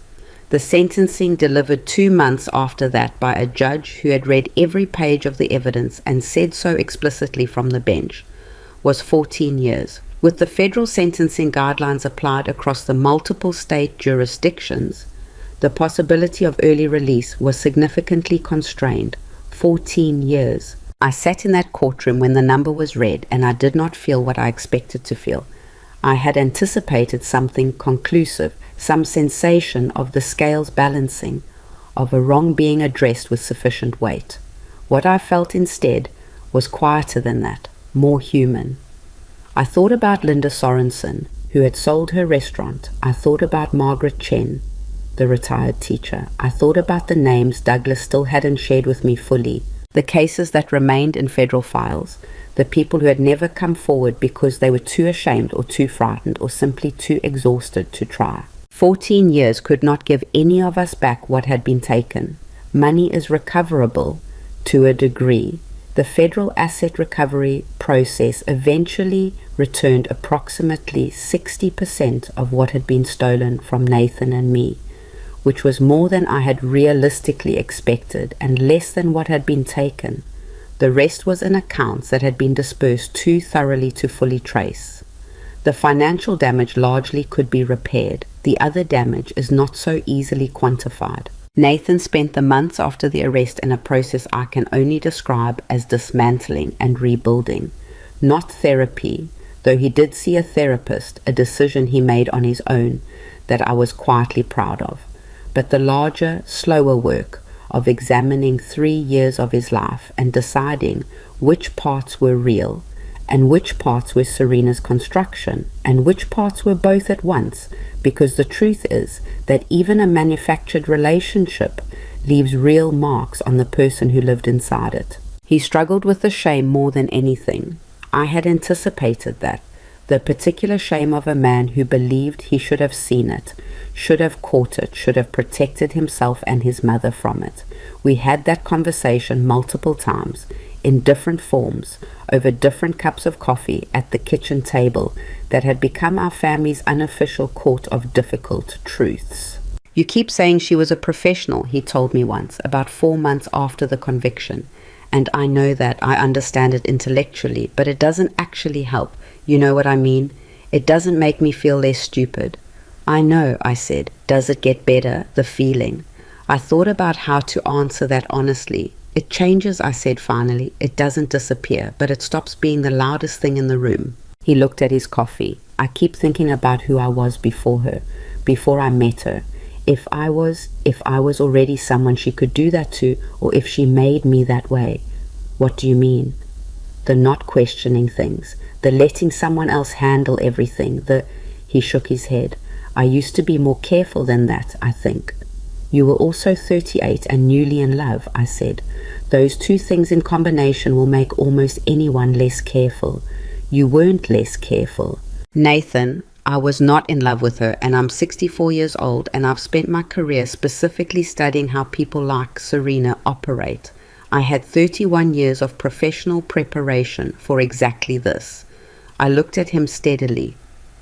You had none of that, and yet you still, when it mattered, did every single thing I asked you to do. You held the evidence. You made the call. You sat in that courtroom. I paused. Don't give her credit for your weaknesses. You had some. Everyone does. But she didn't create them. She just went looking for what was already human in you. He was quiet for a while then. She was really good at her job. She was, I agreed, terrifyingly good. And you were better. I didn't answer that directly because it wasn't quite accurate, and I didn't want to frame it that way. What I had been was not better than Serena at her particular skill. What I had been was more motivated, and that is a distinction that matters to me, because motivation grounded in something real, in love for a person, in fury on behalf of others, in the stubborn refusal to be made smaller than you are, is not the same thing as skill. It's something deeper. Something she hadn't been able to account for, because a person who relates to other people primarily as resources cannot fully model what it looks like when one of those resources turns out to be, underneath the grief and the retirement and the navy dress, someone who simply will not stop. The Whitmore Hills house sat empty for 2 months after the arrest. I drove past it occasionally, not obsessively, not with any intention, just as part of my routes around the neighborhood. It looked different without the cream leather sofa visible through the front window. The flower arrangements were long gone. Someone, the neighbors maybe out of practicality, had collected the mail from the box. I had it cleaned in January. New paint in the primary bedroom, which I had decided on a whim and which turned out to be the right decision. Nathan helped on the second weekend, and we worked in the comfortable parallel quiet of two people who no longer need to fill every moment with conversation, a quality that had always defined our relationship with George, and that I was glad to find had survived into this new configuration of what we were. We did not make any decisions about the house immediately. That felt important. The refusal to rush into a new narrative before the old one had been fully processed. I told Nathan it was his to use if he wanted it, or to leave empty until he figured out what he wanted, or to let me rent it if he preferred the distance. He said he'd think about it. That was fine. What I had not anticipated, and what turned out to be one of the more significant developments of the year that followed, was Claire Mercer's published work. Her investigative series ran in the Sentinel over 6 weeks, beginning 3 months after the conviction. It covered the full scope of Serena Vale's operation, the 5 prior victims she had identified, the methodology, the legal mechanisms Serena had used to silence and discredit people who tried to speak up. It named the pattern and explained it with the clarity that only sustained journalism can provide. It also included, with my permission and input, a substantial portion of what Nathan and I had experienced, not as victims, but as the people who had broken the cycle. The response was larger than I expected. Claire called me the morning after the first installment ran. "My inbox," she said, by way of greeting. "Good or bad?" "Both. Mostly. Ms. Hart, I have 11 new people who reached out overnight. People who believe they encountered the same pattern. Different names, different cities. Some of them go back 15 years. I sat down. 15 years. She was older when she started than we thought. Or she had a predecessor method that evolved into this one. I don't know yet." A pause. I wanted you to know because Rourke is going to want to talk to them, and I wanted to give them your name first, if that's all right. So they have someone who's been through it, someone who can tell them it's worth coming forward. I thought about Linda Sorensen, who had cried on the phone and said you make sure she doesn't finish. I thought about Margaret Chen's voice in the witness box shaking only slightly. Give them my number, I said.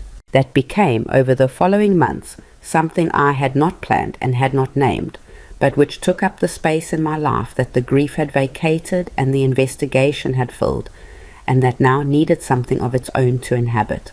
I spoke with 11 people in that first wave, then more. Some of them were prior victims of Serena specifically. Some had been targeted by other operators working similar methods.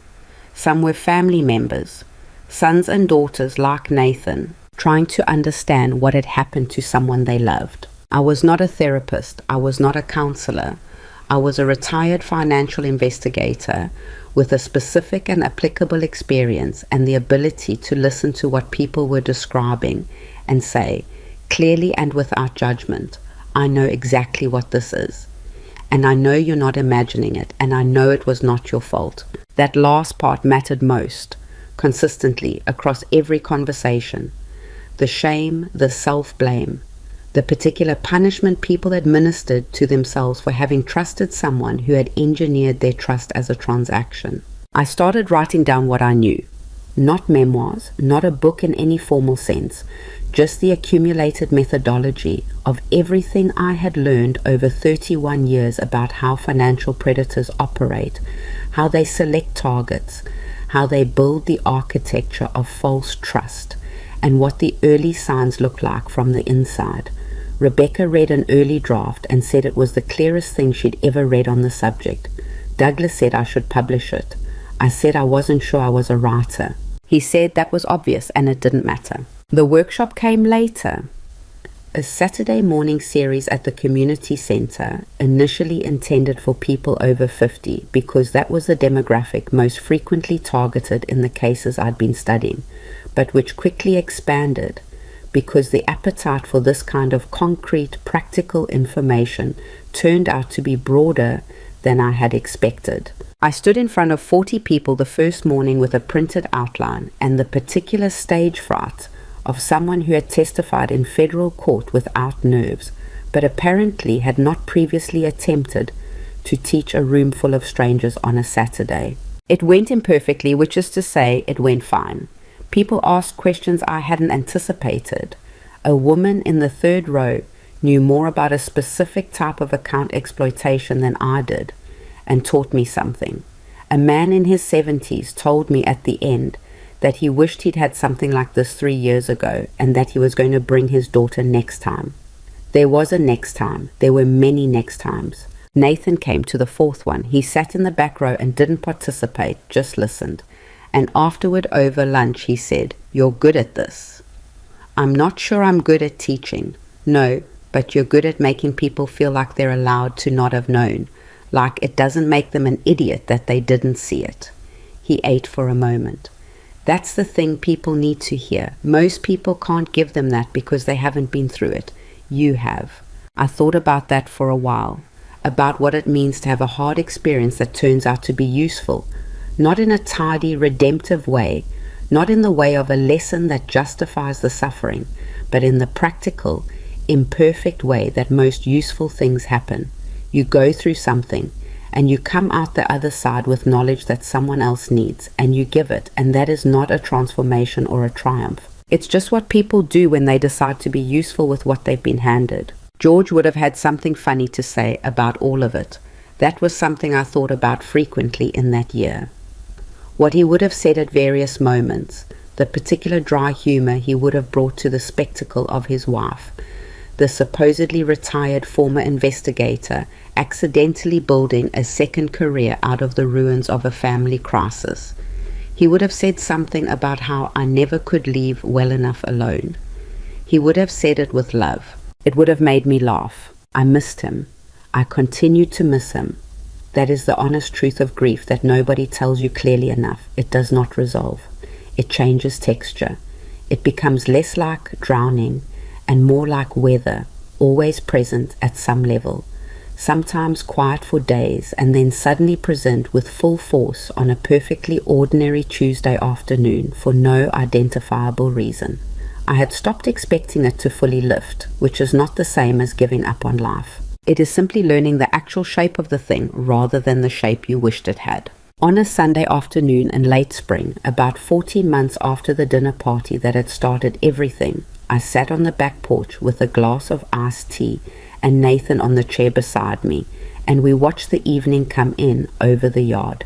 The feeder was full. A cardinal had discovered it recently and came every morning, which I took no meaning from whatsoever, but which I liked anyway. Nathan had been seeing someone. He had mentioned it carefully with the particular caution of a man who understands he is in fragile territory and does not want to be treated as though he is. Her name was Julia, and she was a landscape architect, and he had met her at a work event, and he had told me about her after the 4th time they went out, which meant he had already decided it was something he wanted to name. "Is she a good person?" I had asked, which was the only question that mattered. "She's a very ordinary, uncomplicated, genuinely good person," he said. "She doesn't need to be the center of every room. She asks questions and means them. She laughs at her own mistakes." A pause. "I find that almost overwhelming, honestly, after everything." "That's what normal feels like," I said. "When you've been in something abnormal long enough, normal takes adjustment." He nodded. "She knows about what happened. I told her she didn't." He stopped. "She didn't make it into something dramatic. She just said she was sorry, and then she asked if I wanted to talk about it or not, and she meant both options equally." "That's a good sign," I said. He brought her to the house in June. She shook my hand firmly, didn't try to impress me with anything, and immediately noticed the bird feeder and asked what kind of cardinal that was, specifically because she thought it might be a female rather than a male, and the coloring was different from what she expected. We had an actual conversation about birds for 12 minutes before anyone said anything about anything else. I liked her. I told Nathan so afterward, plainly, without qualifications or caveats. He looked slightly relieved and slightly like he'd been hoping for it and was embarrassed by how much he'd hoped. "She's not extraordinary," I said. "I mean that as a compliment." He understood. The Whitmore Hills house Nathan eventually decided to rent out, not to use himself, not yet, maybe not ever, but to rent to a young couple who came with good references and who seemed, from the conversation Rebecca helped facilitate, like people who would treat the place respectably. The first month's deposit and rent check arrived on a Thursday. Nathan sent me a photo of the check for no particular reason except to mark it. I kept the photo. The workshop had a waiting list by fall. I was working with a woman at a legal aid organization on a simplified guide for people who couldn't afford professional financial advice. Douglas had started referring people to me, which I told him was absurd since he was the professional. And he said the professional skill wasn't the thing people were coming for, and I thought about that for a long time. I still had mornings when the grief was the first thing present, before coffee, before any other thought. I still sat on the porch where George had read, and I still talked to him sometimes, quietly, in the way of someone who is not sure what they believe about where people go, but is certain that speaking to them is not nothing. I still occasionally took the documentary about financial fraud in the 80s off the shelf and watched it with a glass of red wine, which George had always said was the most Evelyn Hart way to spend a Friday night that he could imagine. I was not recovered. I want to be honest about that because the word recovery implies a return to something prior, and there is no prior to return to. George was gone.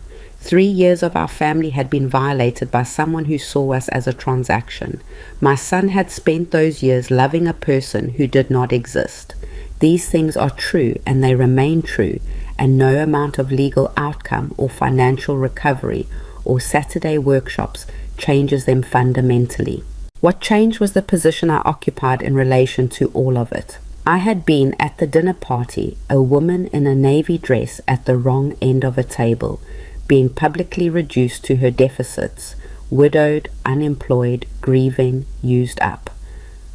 I had been given a specific role in someone else's story, the inconvenient mother-in-law, the obstacle, the thing to be managed and eventually discarded. What I had found out over the 14 months that followed was that being underestimated is only a disadvantage if you accept the estimate. I had not accepted it. I had spent 31 years learning exactly what it looks like when someone builds a lie and calls it a life.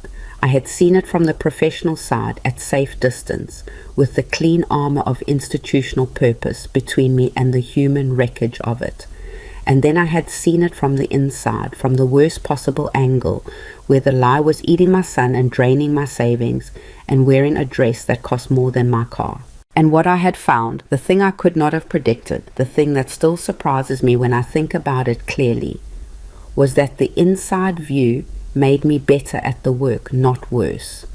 Because I understood it now in my body, not just my mind, I understood the specific texture of what it costs to be deceived by someone you have opened your door to. I understood it the way you only understand things you have actually survived. Serena Vale had called me a failure in front of 22 people. She had done it to diminish me, to write the narrative before I could, to make the room see an old woman with no job and no power and nothing left to offer the world. She had miscalculated in a way that was, in the end, almost poetic in its precision, because what she had actually done was wake me up. Not to anger, though anger had been part of it. Not to revenge, though justice had been pursued with everything I had. She had woken me up to the particular stubborn clarity that comes when someone tells you exactly who they think you are, and you look them in the eye and decide with full intention to be something else entirely. I am 65 years old now. I have a son who is learning to trust again, slowly and with appropriate caution, with the help of a woman who asks questions she means. I have a house that belonged to me and that still does, in better shape now than when it was being used by someone who had no investment in its future. I have a workshop with a waiting list and a guide I'm still writing, and a feeder in the yard that a cardinal has apparently decided is his personal property. I have mornings that are hard and evenings that are easy, and the full, uneven, imperfect shape of a life that is still, after everything, mine. I have what she tried to take, and she failed to take it, not because I was stronger than her, or smarter than her, or better equipped than her in any clean and satisfying way, but because I refused to put the thing down. Some people survive by letting go. There is real wisdom in that, and I do not dismiss it. But some of us survive by holding on, by deciding that the truth is worth the cost of pursuing it, even when the pursuit is exhausting and frightening, and never as clean as you'd like it to be, by sitting at a kitchen table with your adult child and a cup of coffee and saying, "Tell me everything, and we will figure out what comes next together." That is not triumph, that is not recovery, that is just what love looks like when it refuses to be a transaction. And it turns out that is enough. It has always been enough. It just sometimes takes being told you are worth nothing to understand with complete and permanent clarity exactly how much you are worth.